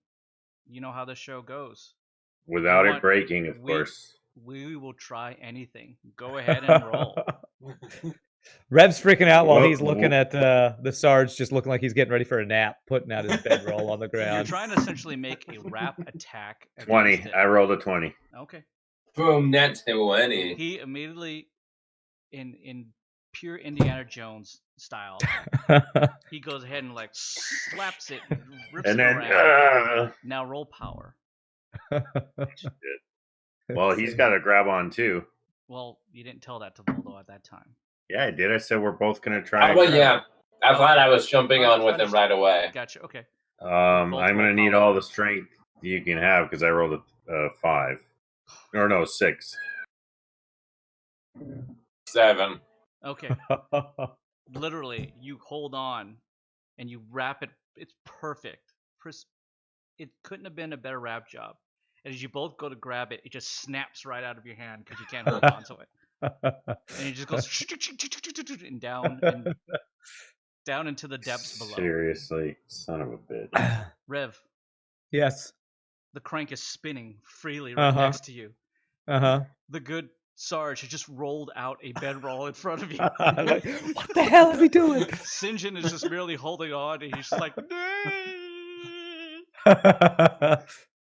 what do you want to do? I'm gonna type in or try and yell at him like, of course, stop the crank, jam up the crank somehow. Whatever you have, wrap something around it. Whatever you could do to try and stop that crank. I don't hear that at all. Back. We're fighting people up here, so we're kind of busy. Do I know he has the don't bedding? hear it. Because if I know he has the bedding, I'll see if he could maybe just tangle it up into the crank with the bedding. I don't know. I'm to assume you probably saw the bedding on the back of him. I don't really care what he writes because I'm not. I'm just gonna. I'm tell not him, reading. use I'm not whatever you reading can. my text Yeah, messages sure. right now. But what I do want to do is get whatever the most robust tool I have out of my toolkit. What do you have I don't in your know. toolkit? Again, Does you it pull say out your very inadequate plasma cutter. not the plasma cutter because I don't trust that thing after seeing what it can do. Does it actually say what the toolkit has in it? It I says know I got a It's just a toolkit too, and It's just a regular everyday all-purpose toolkit for everything and anything. The biggest Yes, wrench, the biggest Okay, wrench sure. I can find in there, Absolutely. I pull out. And is there a tang that I can try to wrench onto, or is it more like I need to stick this in to stop to like wedge the thing in? I would probably say, based on you descending and plummeting into darkness, that the only thing you really think about is to shove that in there to stop it. That is exactly what I'm going to take this wrench and be like, I hope this works, and try to shove it into the crank hole. I don't know. Make just a regular Yeah. attack roll. Attack roll, okay. As you do this, you now have seen the Sarge now lay down prone on the bedding. I'm like, I really wish I wasn't invisible right now. Here goes. Go for it. I rolled a 4. You go to jam it in there, and because there's just too much going, it just choo choo. Damn it. Deep into the darkness below. My tools have failed me again. Wait, if there's one cable going down, is there another going up? Are they? Yes, are that's they the like... one that you've been trying to whip. Is that other one in order to offset the weight? So let's try that again. So the whip went up, then Yeah, got taken up. you got snapped and then just. It probably went up down and came around the loop and came back down. Probably. Yeah. As So we can get it back. We just got to get that. I'm to assume it'll land on top of the cage. Of course, they might be dead at that point. Wherever it lands, yeah. All right. Well, I'm just gonna look at Doc and just be like, "All right, man, we got one more time. We got You should this." have taught me how Right. to using the whip, man. If I don't get that thing back, that thing was awesome. I know it was right. It was dope. First, I mean, it might be at the bottom, right? No, I don't. We'll be able to get it back. It'll be stuck to the chain. It's all good. Don't worry. We just gotta focus. We just gotta do this. All right. Just maximum power, bro. All right. Think positive. This is some Oprah We shit. gotta figure out a way to like save these guys. You're just like, dang it, the rope, not the whip. I'm starting to cater towards the whip more and ignoring the people. We got to get this to get the whip back, man. It's the only way. You guys are gonna make one more attempt to jump onto the cabling. Absolutely. I mean, dude, is there? Yeah. Can I grab onto that sucker? Throw a glowing stone? Can Just roll it. Shove a glowing roll stone a 20. up my butt? We're gonna it's fate. Roll a d20. All right. So we have All right. 17. 3. Okay, Voldo, you jump on and you hold on to this sucker. As that happens, the doc goes to make that move and just trips and falls down. So I'm still laughing. For Rev and for the inhabitants of the cage, it snaps for a quick second. And then it starts to slowly go down again. It didn't fully stop. Okay. But as that, Voldo, you hold on and you get just jettisoned directly up into the pulley where you just slam in and you just become like this wedge. If that's the case. Oh God. You take 10 points of vitality damage. Oh, mother. As you just get slammed, you're literally just wedged in, holding on. The doctor is just now looking at you. What do you do, doctor? I'm just gonna scream down a little help here, bro. Jesus Christ. I was trying to think of something to jam into that frickin' pulley. I didn't. Yeah, think it'd be- they found I didn't think it would be Voldo. you. Voldo's now jammed into the pulley. Do you see the whip Found it. anywhere? Yeah, dude, I'm looking straight at it. It's right below us. You just got to pull this like maybe a good 15 feet, and we'll be good. You'll have it. It's right there. It's in good condition still. It's shiny. Just hold on tight. So he. I don't know, that whip looked like it was about to fall off, bro. You gotta, you really should get on this as soon as possible. I mean, the guys look okay, but that whip, I don't know. All right, so I noticed that the cable's slowed a little bit. Can I try again to grab it and like supplement his You can actually go position, ahead and do it his with. strategic position? You can go ahead his strategic position, as he's just being like crushed up into this thing. Go ahead and roll power with, favor. So plus 3. Well, I already have it, so do I add 3 just and then plus 3 or? just plus 3? 14. Okay. You at this point, it's starting to slide through. He can only hold on for so long. You can just reach out and just grab it now, and you hold on. Your descent stops. Okay. The duck is holding on. Voldo is now not as crushed up against the ceiling. Uh-huh. Good. The crank has stopped, but it's slowly kind of like creaking ever so Mhm. much. The Sarge is just completely just given up and laid out flat, just waiting for his impending doom. St. John, Is he Just praying kinda- in the corner? he just kind of like looks around as he notices like it stops. He on his shoulder he has like a little like emergency like kind of floodlight that he kind of like hits, and he kind of looks around, and you can kind of see where his illumination Uh-huh. is, and you see that you're literally about 5 feet from hitting the bottom. Oh, Ooh. How deep is that shaft overall? Deep. okay. All right. I want to quickly open the door, jump off, and get everybody off of this thing. Okay. Can I open the door? You can absolutely open the door, yeah. Okay. I'm gonna I'm open gonna the shout door. down and ask if they can hear us. They cannot. You guys all right down there? But you can hear them through your chat. Yeah, but you got a sidekick that you can talk to us through. Oh, I thought that was just text. No. Oh yeah, no. okay, whatever. Yeah, you guys all right? Do you hear this? We are 5 feet from the ground. Whatever you all did up there, hold on. Did you hear something land on the roof by any chance? I've been hearing lots of clanging noises and people screaming. Other than that, who knows? Is there a hatch to the roof? It's just essentially just Whatever, a cage. never mind. As Oh. that happens, St. John just jumps off as well. And then maybe like 2 or 3 seconds later, you hear this that just kind of like flops right on top of the cage itself. Rev ignores that and gets out onto the floor because he's kind of verklempt. Sure. Sarge, what do you do? The sergeant's gonna get up since he knows it's stopped now. He's gonna gather up his bedroll. Like nothing And then, happened. does the sergeant actually notice like whatever landed up on the top of the cage? Sure, go ahead and roll awareness. Okay. D20, please. 9. Yep. You hear it. You care less. Did I just hear something? Rev hears You this. heard that, right? Well, though, you heard that.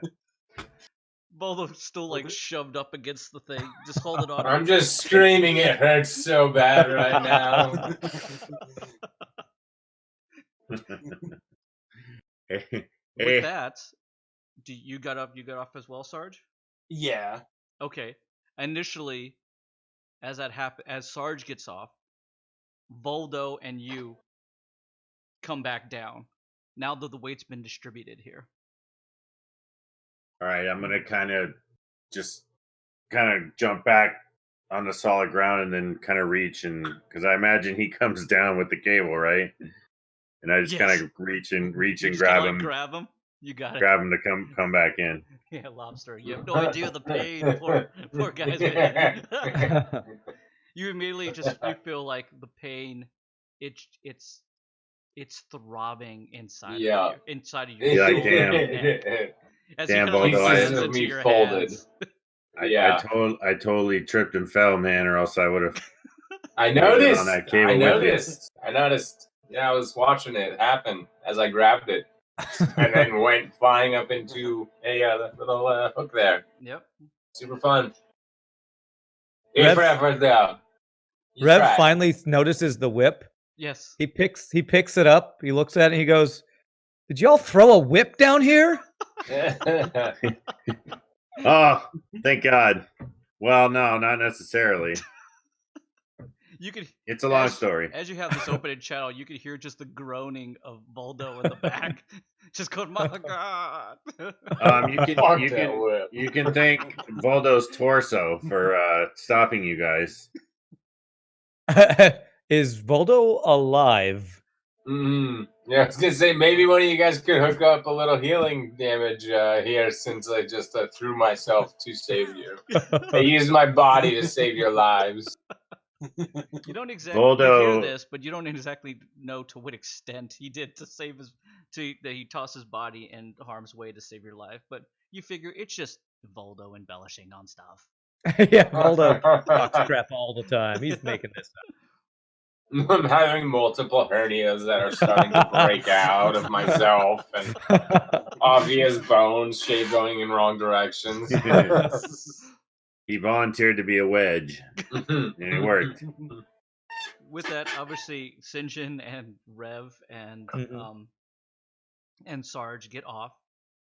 You do see that there's a crank on the outside that you figure it's probably a way to resend it back up. Okay. An offsetting crank. If you figured that this one's just straight manual, and it doesn't seem it's going to be the same issue as coming down because you're not dealing with that kind of weight. Okay. Well, I'm gonna try to send this thing back up and say, maybe one at a time. You hear this? Yeah, that sounds appropriate. We noticed that it had a weight limit, and why on God's earth it's only 350 pounds, I don't know. What the hell were they mining marshmallows in here, or what? Rev says hears 350 pounds, just looks at the Sarge and his exosuit armor, just shakes his head. The Sarge actually hears this, laughs. Sinjin walks over, sees the same thing, and then kind of like looks at the thing and just kind of like rubs on it, and notices that some of the other numbers were covered with dirt, and he just goes, "No, it's 1,300 pounds. Oh, we were completely fine." You call that fine? Yeah, I'm not sure where that is fine. I'm gonna be honest. It's just really weird to talk to nobody. And Rep's still just gonna stay in Mirage the whole time. Understood. Okay. While you send it back up, we'll just scout around and make sure everything's. Well, actually, I want to ask if Sarge, since he's in a freaking mech suit, he's got Well, plenty of strength. He could crank. Same as Sinjin. They're both the same. They're both guardians. Okay. I would like them to do that while I Sarge scout. is a bit more robust.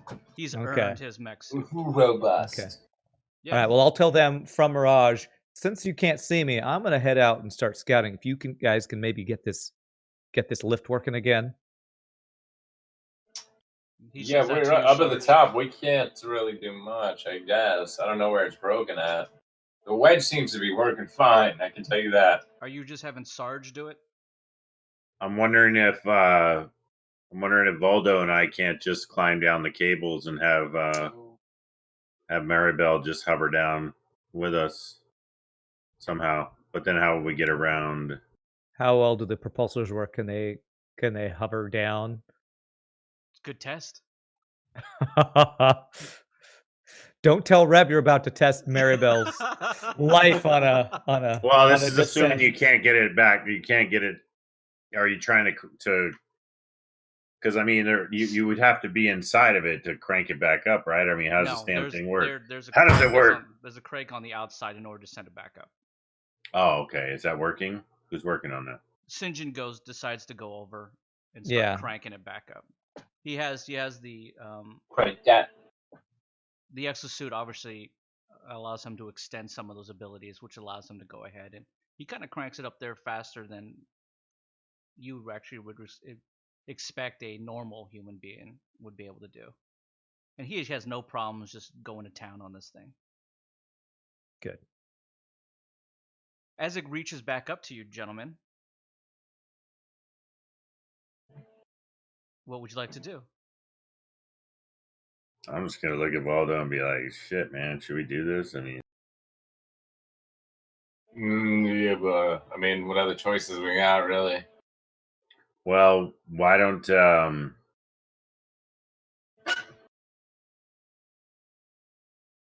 you want to send Maribel down first, or you want to just try and load this thing up? Yeah, I mean, I guess we could try and send Maribel down just one at a time. To have I mean, a she's thing not with going to really us. put any weight on it, right? Since she's kind of suspended. No, yeah, No, it creates no weight. Okay. All right, So it's okay. just you two.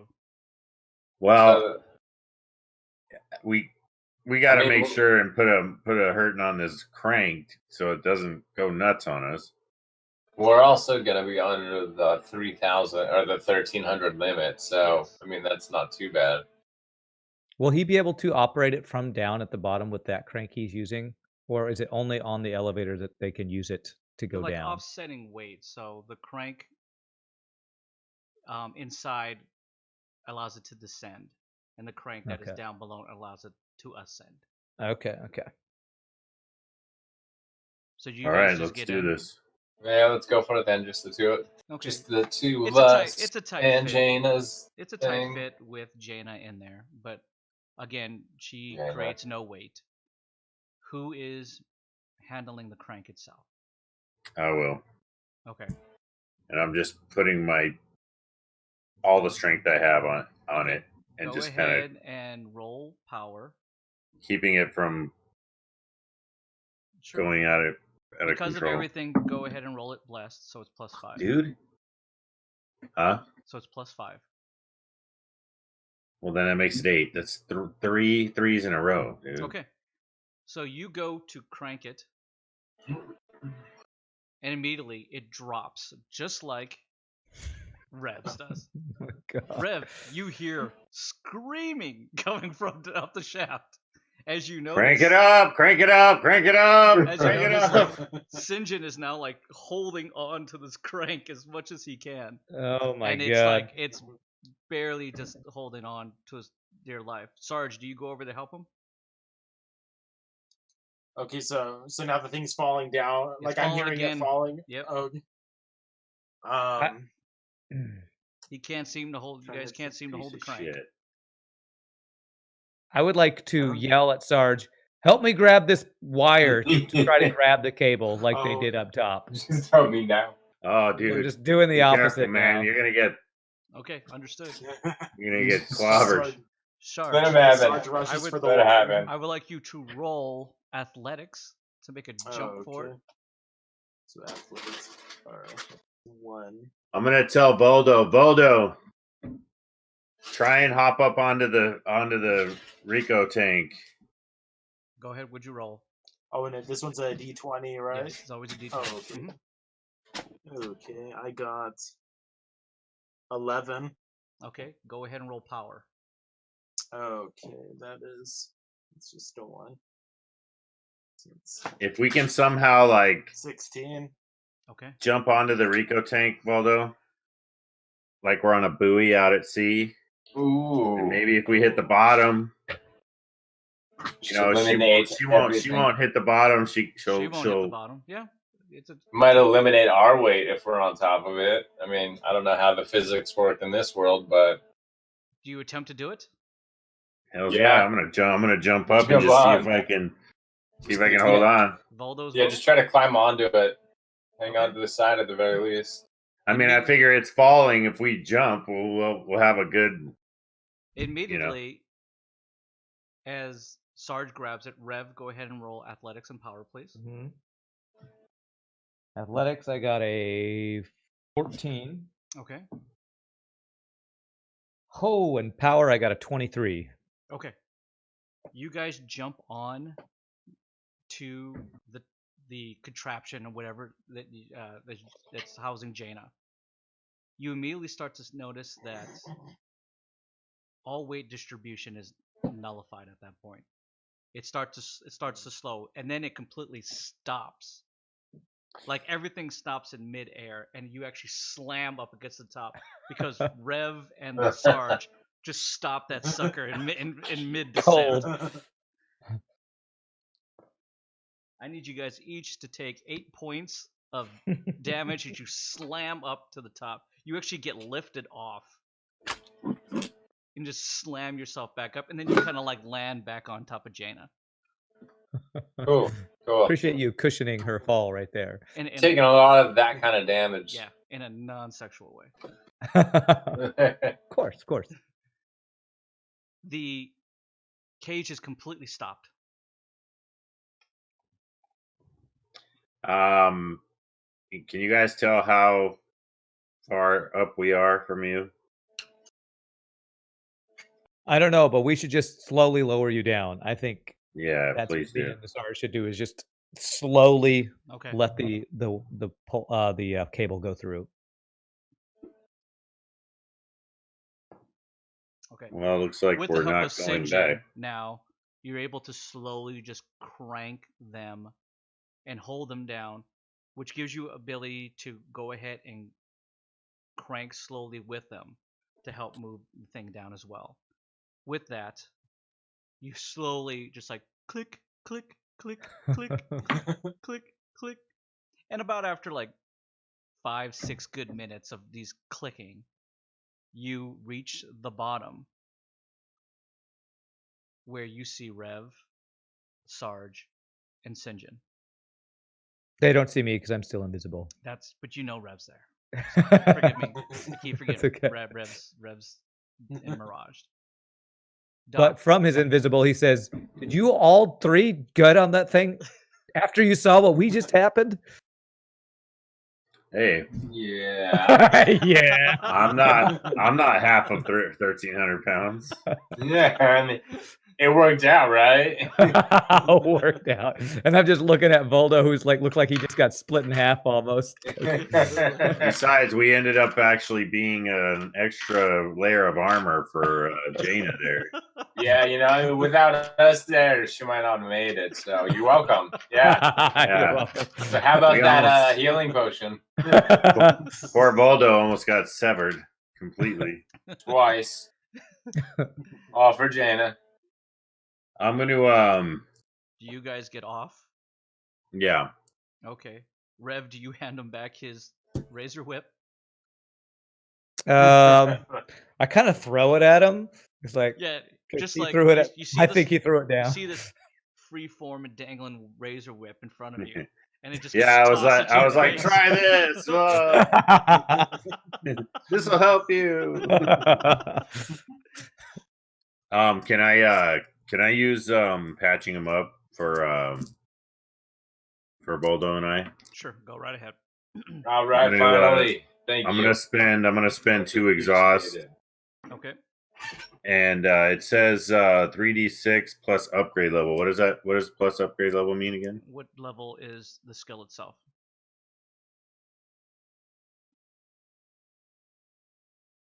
Oh, it's just at 1. Or okay, so it's that just plus at 1. 1. Mm-hmm. Oh, okay. So 3d6 plus 1. Yep.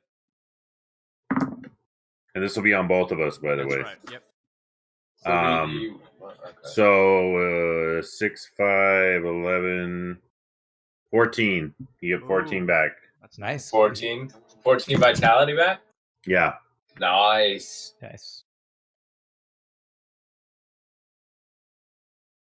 Immediately, Voldo, all your aches and pains seem to just disappear. I As felt that guilty. happens, Rev, you take a look. You start to take a look Thank around, you again, as well Doc. as you, Yeah. as well as you, Sarge. You start to just immediately want to get a survey of the situation. Mm-hmm. As you reach the bottom, you find that you're essentially in a small little cavern, and at the end of it, probably about 20 feet away, is a slightly ajar door with just dimly lit illumination that's coming from inside of it. If you peered through it, you wouldn't be able to really kind of see anything other than just kind of like floodlights and shadows a little bit. But do you decide to go through the door itself? Is there one you want to scout? Is whatever you want to do? I would actually like to use my surveillance camera to look through before taking a step through to see what Okay. I can see So through the again, camera. you do have the ability for infrared and night vision. Excuse me. Okay. And what you see with inside is a very large cavernous room that seems to be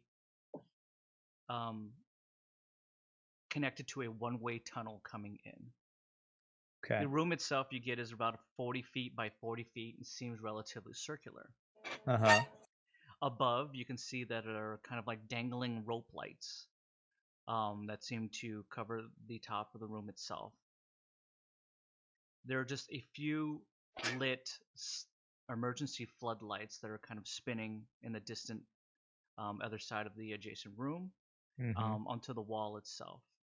You do see a very large platform and a rail system that seems to be connected to it that goes into the tunnel itself. Ah. You can see that there's a still functioning blue LED control panel at the top of that platform itself. The platform seems to sit about 6 feet off the ground. Mm-hmm. Other than that, you see some scattered crates that seem to be into the corner, Mm-hmm. some mine carts, and nothing else. I would like to forward this live feed from my camera to everyone else's sidekick Mm-hmm. and say, not say, but actually text, moving in to scout further, so that they Okay. can see what I'm seeing. Each of you I'm give just, us I'm just gonna type in. Watch out! It's a trap. So you said it's like a room and there's a control panel just in the middle of it? Yep, sitting on top of a platform that's about 6 feet off the ground. Okay. All right. Sarge, do you say anything? Sounds good. I just say, be careful. I like this guy. Actually caring about my welfare. Be cautious. Fair enough. Do you attempt to go in, Rev? I do. I want to go in the door and immediately go. Is it ajar to the left or right? It's circular, so the Okay. platform itself sits in the middle on the farther end. Well, what I meant was the door, because I want to go in and immediately hug the wall You to can. whichever side. What? Whichever way. If you go to the right, it's more of the dead end side than Uh-huh. the left, which would enter into the tunnel itself. Then I want to go to the right, the dead end Gotcha. side, so I can get a better angle on this tunnel that's in Sure. there. Okay. Again, you go in and you get more of a look of it. Sitting in the corner, you can see, though, next to those reinforced crates there is a loader mech that has been sitting in there probably for quite some time. Okay. It doesn't seem to be anything else that is in this room other than a iron pulse engine that seems to be on the far side of the platform itself. You figure that's probably the main power supply. So it's an engine like it would power a train or something for Yep. this track that we're seeing. Probably the Okay. lights itself, the Okay. room itself. Okay. I'm going to continue feeding this, and I want to ask: does anyone recognize if that loader mech looks active? Can any of us tell? Can any of us look and see? Sarge, you've seen loader mechs before. You know what they're used for. They're essentially just loader mechs for heavy cargo. It seems like it's currently disused, at least. it's not currently powered on, if that's what he's asking. Okay, I text back on the Sidekick? sidekick, and I just say it looks like it's in disuse, but it's possible that it could be powered on. Okay. Asking for recommendation. Should I move further in? St. John immediately gets Oh. back to you, and instead of typing, he just peers in and just goes, "Yeah, And I go, you're doing great. You're doing great as well." If you move in, do you have a plan? I'm trying to not be seen or cause any. Well, Yeah. you said there was a tunnel coming into it, right? Is it on the opposite side of the door where the tunnel starts, No, or so if the door was here, it's circular. One of the sides, like if the door and the other side are north south, then the tunnel coming in is east west. and it's Was on there also- both, it's on both sides? It's only on one side. I'm merely just Okay. giving you. Wasn't there like a blue button or something like that? control panel sitting on top of the Yeah, wall? like an there's a LED control screen. panel. Mhm. Like I say, maybe try and see if you can see what's up with that control panel. All right. I will start moving towards the control panel, trying to hug the wall just in case there is something in here that would be detecting my presence. Sure.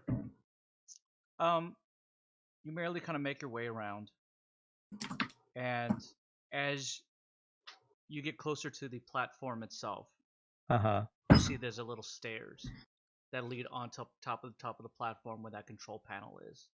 You don't get any sense that there's any other kind of sensors here or anything like that that might be tracking you. Of course, as well as you are in Mirage, so it would have to be heat sensors, but you don't. Nothing triggers you or triggers anything off as you kind of move around freely. So looking through my infrared for the heat, I'm probably only seeing heat from like the engine itself. Is that the only place I'm seeing Yeah. heat from? It's Yeah. currently not on, but maybe it's in some kind of standby mode at least, if anything. Okay. All right. Well, I'm going to if I'm not seeing any heat sensors or anything else that's giving me indications that there's another presence here, I'm gonna slowly and carefully go up the stairs to see what is on the screen, if I can see Okay. what It seems status is there. it's just saying standby mode. That's all it says. Standby. Standby low power mode. Okay.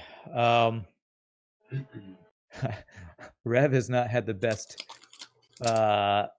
past with trying to hacking things in, so he's going to say out loud this time. He's going to say in his sidekick, "No contacts.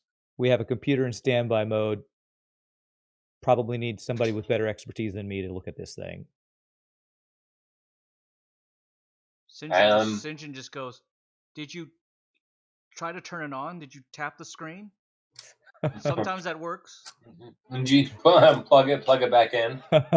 Rev's like, me and computers don't always get along. So which of us Touch all it. have hacking? Touch it and see what happens. I have hacking.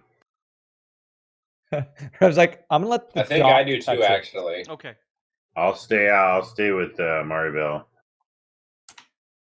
Rev's having flashbacks way back when he was trying to like save a bunch of children and he couldn't hack to save his life. Fair enough. As that happens, St. John just goes ching, ching, ching, ching, ching, just running in. Clump, clump, clump. He just goes, "Touch it." He touches He touches it and it just goes, "Power on." And all the Rev's lights like going. get powered on. You start to hear the engine kind of Oh shit! come to life, and all of the lights that are in there immediately start to come out, illuminating the room itself. Oh, great. St. John kind of slaps you on the back. He just goes, "See?" Rev Are is we like, sure? "What did you do? You Are we sure that was such a great idea? I touched it.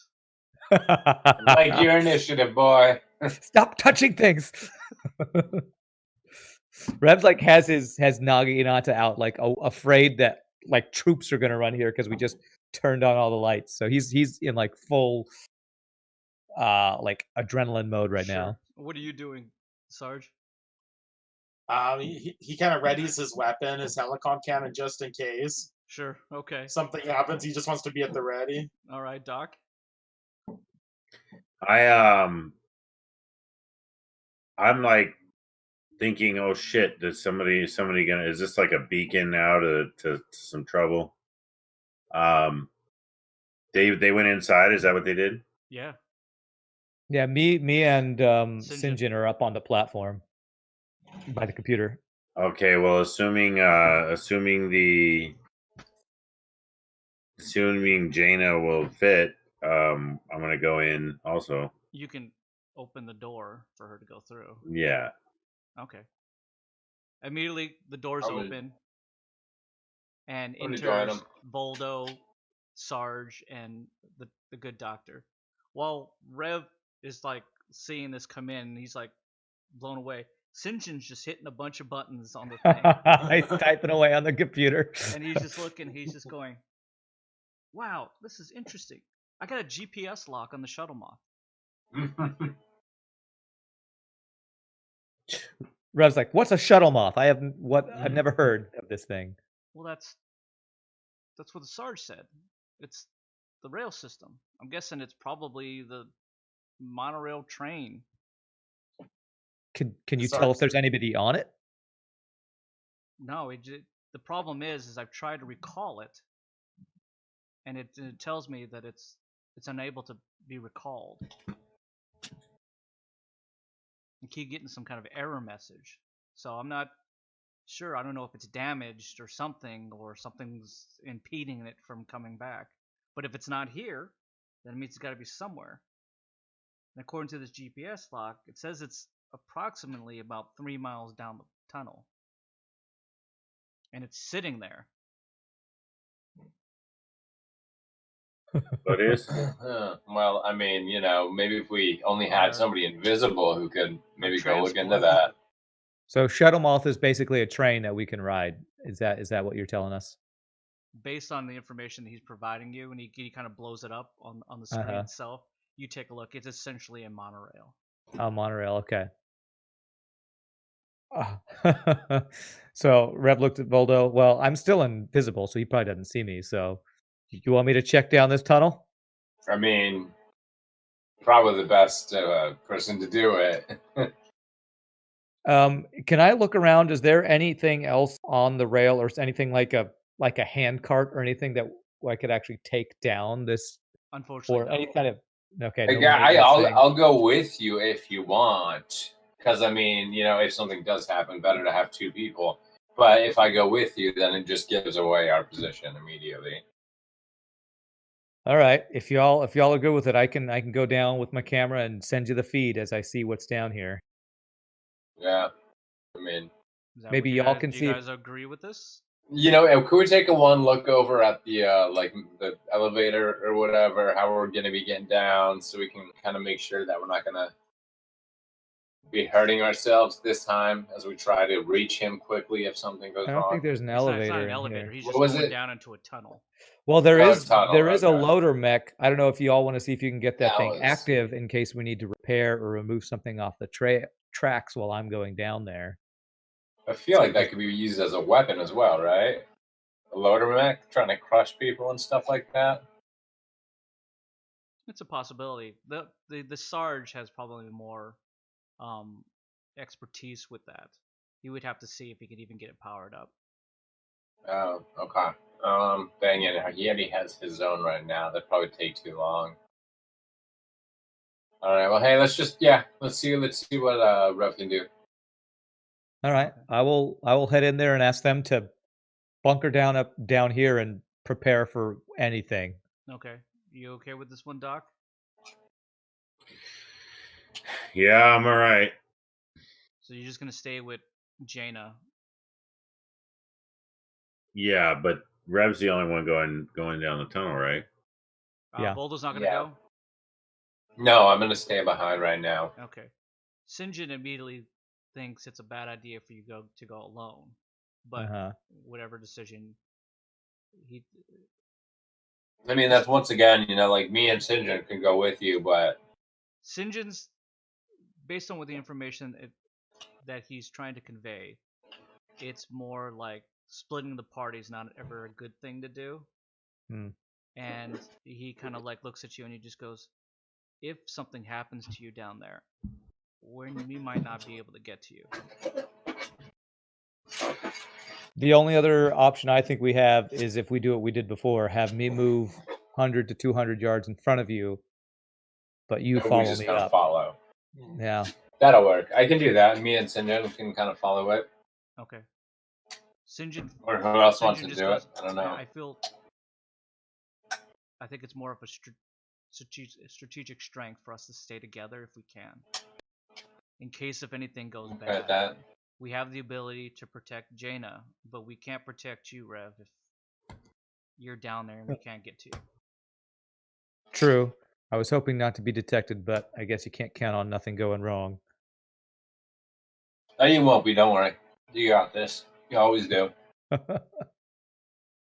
He goes, you okay with that, Sarge? Yes. Okay. I think you should man the front, Sarge. Rev goes ahead. So if anything, if Red needs any heavy firepower, the Sarge is in there first. All right. So he's gonna walk in then, or he's gonna what do you call it? Be combat ready. Okay. Yeah, give me 100. Give me 100 yards behind me, so that I that gives me some stealth without giving away our position. Before you do, he Sinjin gets just the coordinates and automatically sends those coordinates in the ping directly to your sidekick. To my So sidekick, okay. we can obviously you can obviously manage that at that point, not Okay. have to be at the terminal itself. With Okay. that, Rev, do you wish to continue to go through? Yeah, I'm going to start in, and I'm going to give them a signal when I'm 100 yards in so that they know to follow. And I'm going to be moving kind of at a cautious, stealthy So it's just the pace. 3 of them following at this point? It's the whole group. All of us. Okay. Yeah. Voldo, do you still have walk in order? You still have the back? I mean, I was gonna move up towards the front, but I can hang back. Sinjin can take the back if you like. Okay. Okay. Yeah, then I'll head closer up to the front, I guess. Yeah. Sinjin will hold the back. Doc, you're still right in front of Jaina, right? Yeah. Okay. And then it's Voldo, and then it's Sarge, and then 100 feet ahead is Rev. Rev, yeah. Okay. And I'm going to give a reminder to the doc at the first sign of trouble, have Mirabelle cloak Jaina. And shield her up, obviously, yeah. And shield her, right. Roger that. Okay. As you journey into the tunnels themselves, even now powered, are dimly lit. Okay. Rev, you do start to notice that there seems to be gaps in the lighting. On one side seems to be maybe like every 10 feet there seems to be another light. On the right side, you start to see that there's a few that are not there, that have been shattered and broken. Okay. Could be just normal wear and tear. As you start to get deeper in, you start to notice that it starts to happen more so on both sides, that there's longer gaps in the lanterns, the lighting themselves. Makes it darker and darker, obviously, for the people behind, but doesn't seem to affect you too much. Can I switch between night vision and infrared pretty regularly to see if I notice any heat signatures? Yep, absolutely. Okay. Of course, with your increased audio ability, you start to kind of hear just random normal sounds that you would probably find in a tunnel itself. The sounds of dripping water, shifting or even moving earth. But as you start to pick it up, as you probably get maybe, I'd probably say a good mile in, you haven't really run into anything. It's been relatively, again, uneventful. You start to notice that it's a bit more humid in this. There's obviously some kind of presence of water somewhere. You don't exactly know what part this part of the tunnel exactly is. Maybe it's getting closer to the ocean side at this point. Mm-hmm. But you do start to hear the sounds of what can only be described as something very familiar to you. Skittering. I don't like that. Are we talking skittering of rats or skittering of those pale things from way, way, way back? What were those things called? The more and more you continue to move, the more and more frequent they become. Roll knowledge. Oh God, I don't think I have this keyword. No, 2. You can't put your finger on what exactly it is. It's just unsettling. Unsettling but familiar, but I don't know why. You look, you're kind of like snapping around because it seems to be coming from almost everywhere. Can I send my audio feed back to those behind me? Sure, everything that you're sending is directly to them. Can I say, anybody recognize these sounds? They sound familiar, but I can't put my finger on where I've heard this before. Can we all take a listen and see if we can figure it out? Absolutely. All right. 13. I got knowledge. 18. Okay, go ahead, Sarge. Okay. I got a 3. Sarge, to you, it's just the sounds of everything. It's what you hear at night when you sleep. It's the sounds of that's exactly what it is. Perfect. You don't even know if it's the sounds of just residual, like the residual sounds of just war inside. But to you, it just sounds like everything. Doc, you're able to get a sense that it's fast moving and it's bipedal. Mm. And then some moments it's like a quadruped. No. Like something on 2 legs, then to 4, then to 2. Not exactly sure what it is. Voldo, to you, it sounds like something that you want no business of. Yeah. Especially in a dark tunnel. Yeah. You immediately steel yourself and you ready yourself for anything. And stop moving. Sinjin's just in the back, just kind of like... Do we have any light source at all, like the rest of us? Limited and dim. Okay, but we don't have any flashlight type stuff or anything. Do you have anything on you? No, just a toolkit. I have a Zippo lighter. Well, you have kind of like a personal flashlight that sits on your... Oh. The same as Sinjin, but it can only see so far. It's not like relatively high powered or anything like that. So you're good for about 5 feet in front of you. I'm gonna order Maribel to cloak, to shield, or what's that? What'd you say? Cloak. Is that what you wanted? Cloak, cloak the capsule, and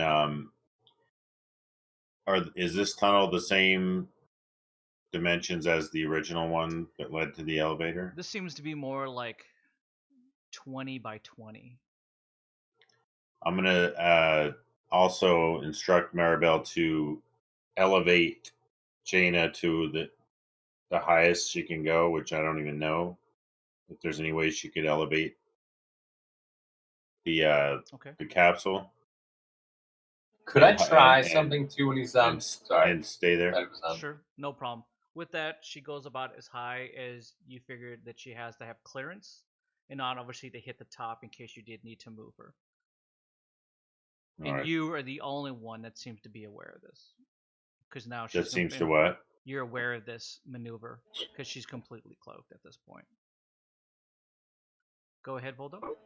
Could I try and use my temporal rift to create a rift and have it like where it's like I am using the rift to take like a light source from the sun and shine it through forward into the cave. You don't have the ability and that kind of To do that. control over Okay. like the rift itself. Yeah. It's more of just a tear in space and time that Yeah. allows you to emerge somewhere else. No light comes from it. Yeah. Okay, no worries, no worries. Had to ask. Rev is having terrible flashbacks because I think I know exactly what's coming, even though I can't think of what it is because of his knowledge roll.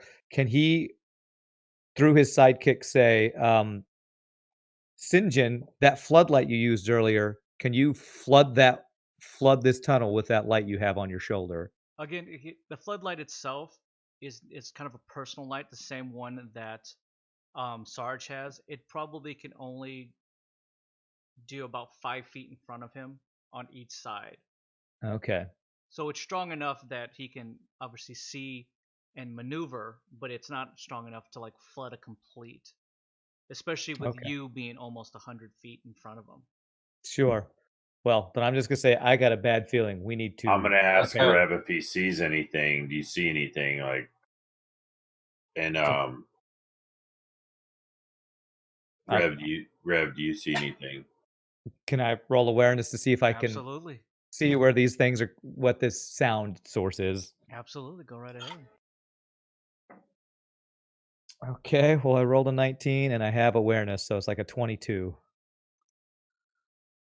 Rev, you take you're literally just switching in from infrared to heat signature to everything, the thermal, just constantly just like just Yeah. going through everything. Going through all of my You start to wavelengths. see that up in the tops of this cavernous tunnel, there seems to be holes or something like that. Mm-hmm. And shit. in mere glimpses, you can see a heat signature pop in and pop out and then Okay. disappear. You start to notice that you don't, again, you can't feel if is this light sources or anything like that, because when you start to look into the light, obviously it's going to cause a bit of a blind. Sure. But you can see enough that something appears and then disappears. Mm-hmm. Like it skulks in and skulks back out. And you start to notice it a few more around you, and then they skitter forward. Based on, again, on your hearing, they're going away from you, but They're moving deeper away down from me. into the Okay. tunnel. Okay. Mm.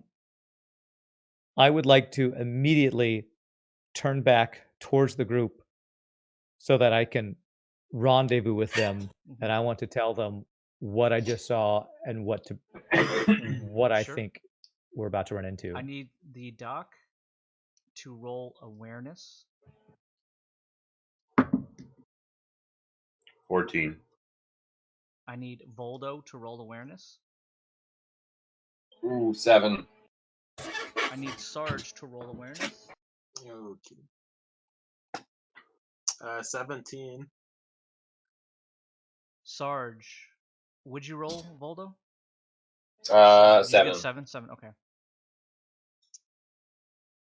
Doc and Sarge,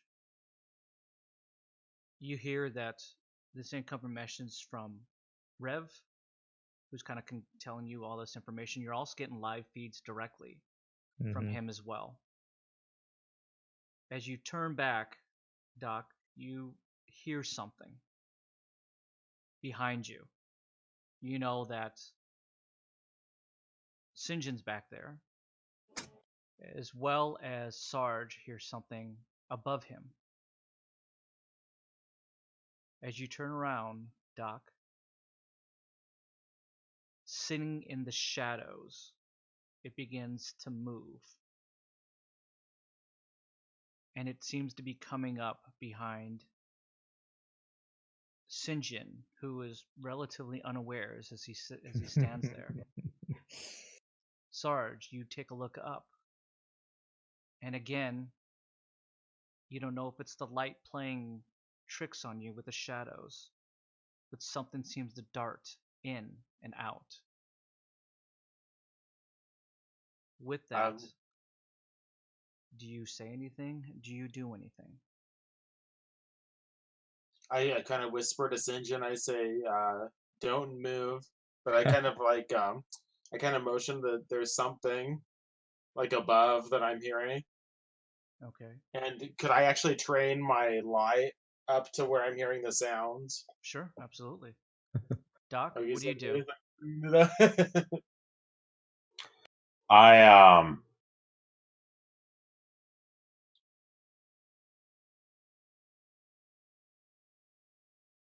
I just kind of tell. I kind of just under my breath to where he can hear me. I just tell Shinjin. I say, "Watch." I go. I go behind you, like basically get out of there. I mean, I'm also going to ready ready one of my drone ion guardians, Okay.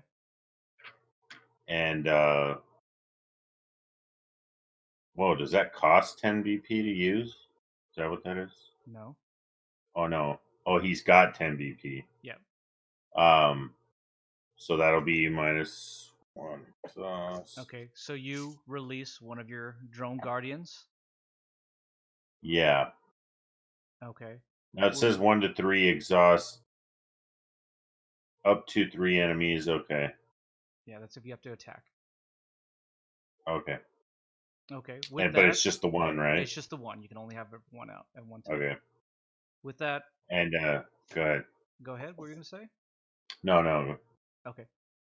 Because you say that to Sinjin, Sinjin kind of like looks at you like, okay, and he slowly begins to like turn, just kind of like around this to figure out what exactly that you're alluding to.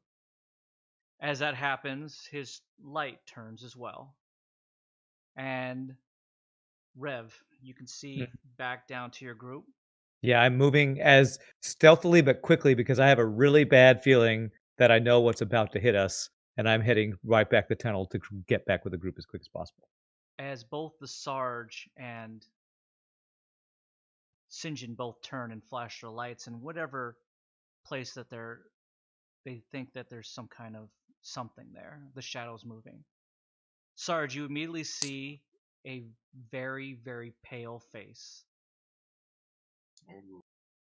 Some kind of pale monster would has these white lidless eyes with this yellowish hue to it. It's these elongated claws that are coming out of this small hole that is in the ceiling. Doc, as you see the light emerge on top of that shadow, you see illuminated there is a white, palish, elongated creature with these sickly looking face, like whitewashed, almost yellowish eyes, this drool, this viscous that is coming out of its mouth, and these sharpened teeth with these elongated hands, kind of like moving on all fours. It looks humanoid, and yet still not. Rev, as you start to run, you notice 4 more drop from the ceiling. One right on top of Voldo, immediately dropping him to the ground as he rides on top. The other one drops on top of the Sarge. Oh. The other one attacks Sinjin. 2 more seem to be levitating on top of something just above. And with that, we will pick that up next week. I knew it.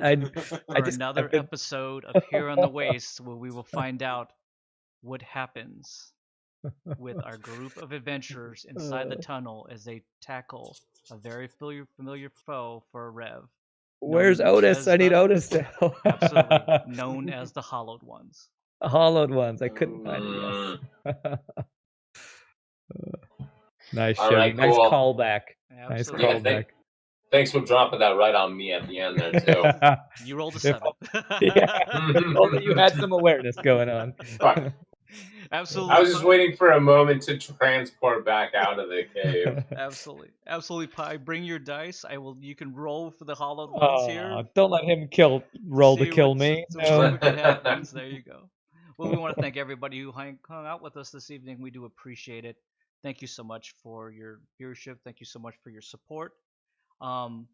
We have an amazing cast here. I want to thank each one of these individuals for just making this so much fun and just for bringing this world and these stories alive here. Again, in case you guys didn't know, this is a game called Here on the Wastes, where we play Horizons Unknown After Earth RPG. This is a game that has been written and created by myself. My name is Scott, aka Shogi. This is a game that I'm hopefully maybe on later on this year that I'm hoping to get on Kickstarter to get fully funded in order to get it out there and published to the rest of you awesome RPG players if you're interested in playing a sci-fi fantasy game of a story that I've written and created over 7 years ago. So thank you so much for hanging out with us. Always check the YouTube to get caught up with any of the past episodes. Again, we will be back here next Friday here at 7:30 p.m. And I want to thank number one, the awesome and amazing Rev 118, Ran 118, aka Ryan. Thank you so much, good sir. My pleasure. Great job. I love the Hollowed One callback. I can't wait to fight him again. You didn't think those guys would show back up, did you? Oh man, I'm psyched actually. And of course, my good friend Mike, aka Voldo the Recluse, who got pinned A little beat down up. and wedged, and he's still doing great though. Yeah, just a little picked on this episode. No big deal. No big deal. Of course, my brother. I'll remember this. You will, and I appreciate it. Of course, my brother from another mother, Shane, aka the Good Doc, who just can't seem to keep things going. Every scientific thing that he tries to pull off, just something bad happens. Slips through his fingers. Luckily, he got his razor whip back. Oh yeah, I'm gonna be whipping some of these freaking some of these monsters, man. And of course, They're gonna feel the wrath of the razor whip. Absolutely. We will see what you're made of in your razor whip ways. Hey, Doc. between my guardian drone and the whip, they're screwed. There you go. I can't say that I can't say there'll be many survivors other than myself, but I will try. Well done, well done. And of course, my good friend Richard, who is also my editor here. Thank you so much, Richard. Oh, thank you so much. I had a great time. Richard My bedroll survived. Yeah. One day you'll actually sleep in it. Yeah. Until the hollowed ones. Exactly. I want to tell everybody who's still here that Ryan wanted last week. He just goes, I really want to see what Sarge is capable of. And Sarge came out with flying colors and saying that if we crash, at least one of us will be cushioned. So far as combat effectiveness is, I'm ready for bed. So, Again, we want to thank everybody for hanging out with us this evening. Again, if you want to check us out next Friday at 7:30 p.m. Until then, stay corona free. Keep safe out there, everyone. Until next time, keep it safe on the ways. Good night. Good night. Good night.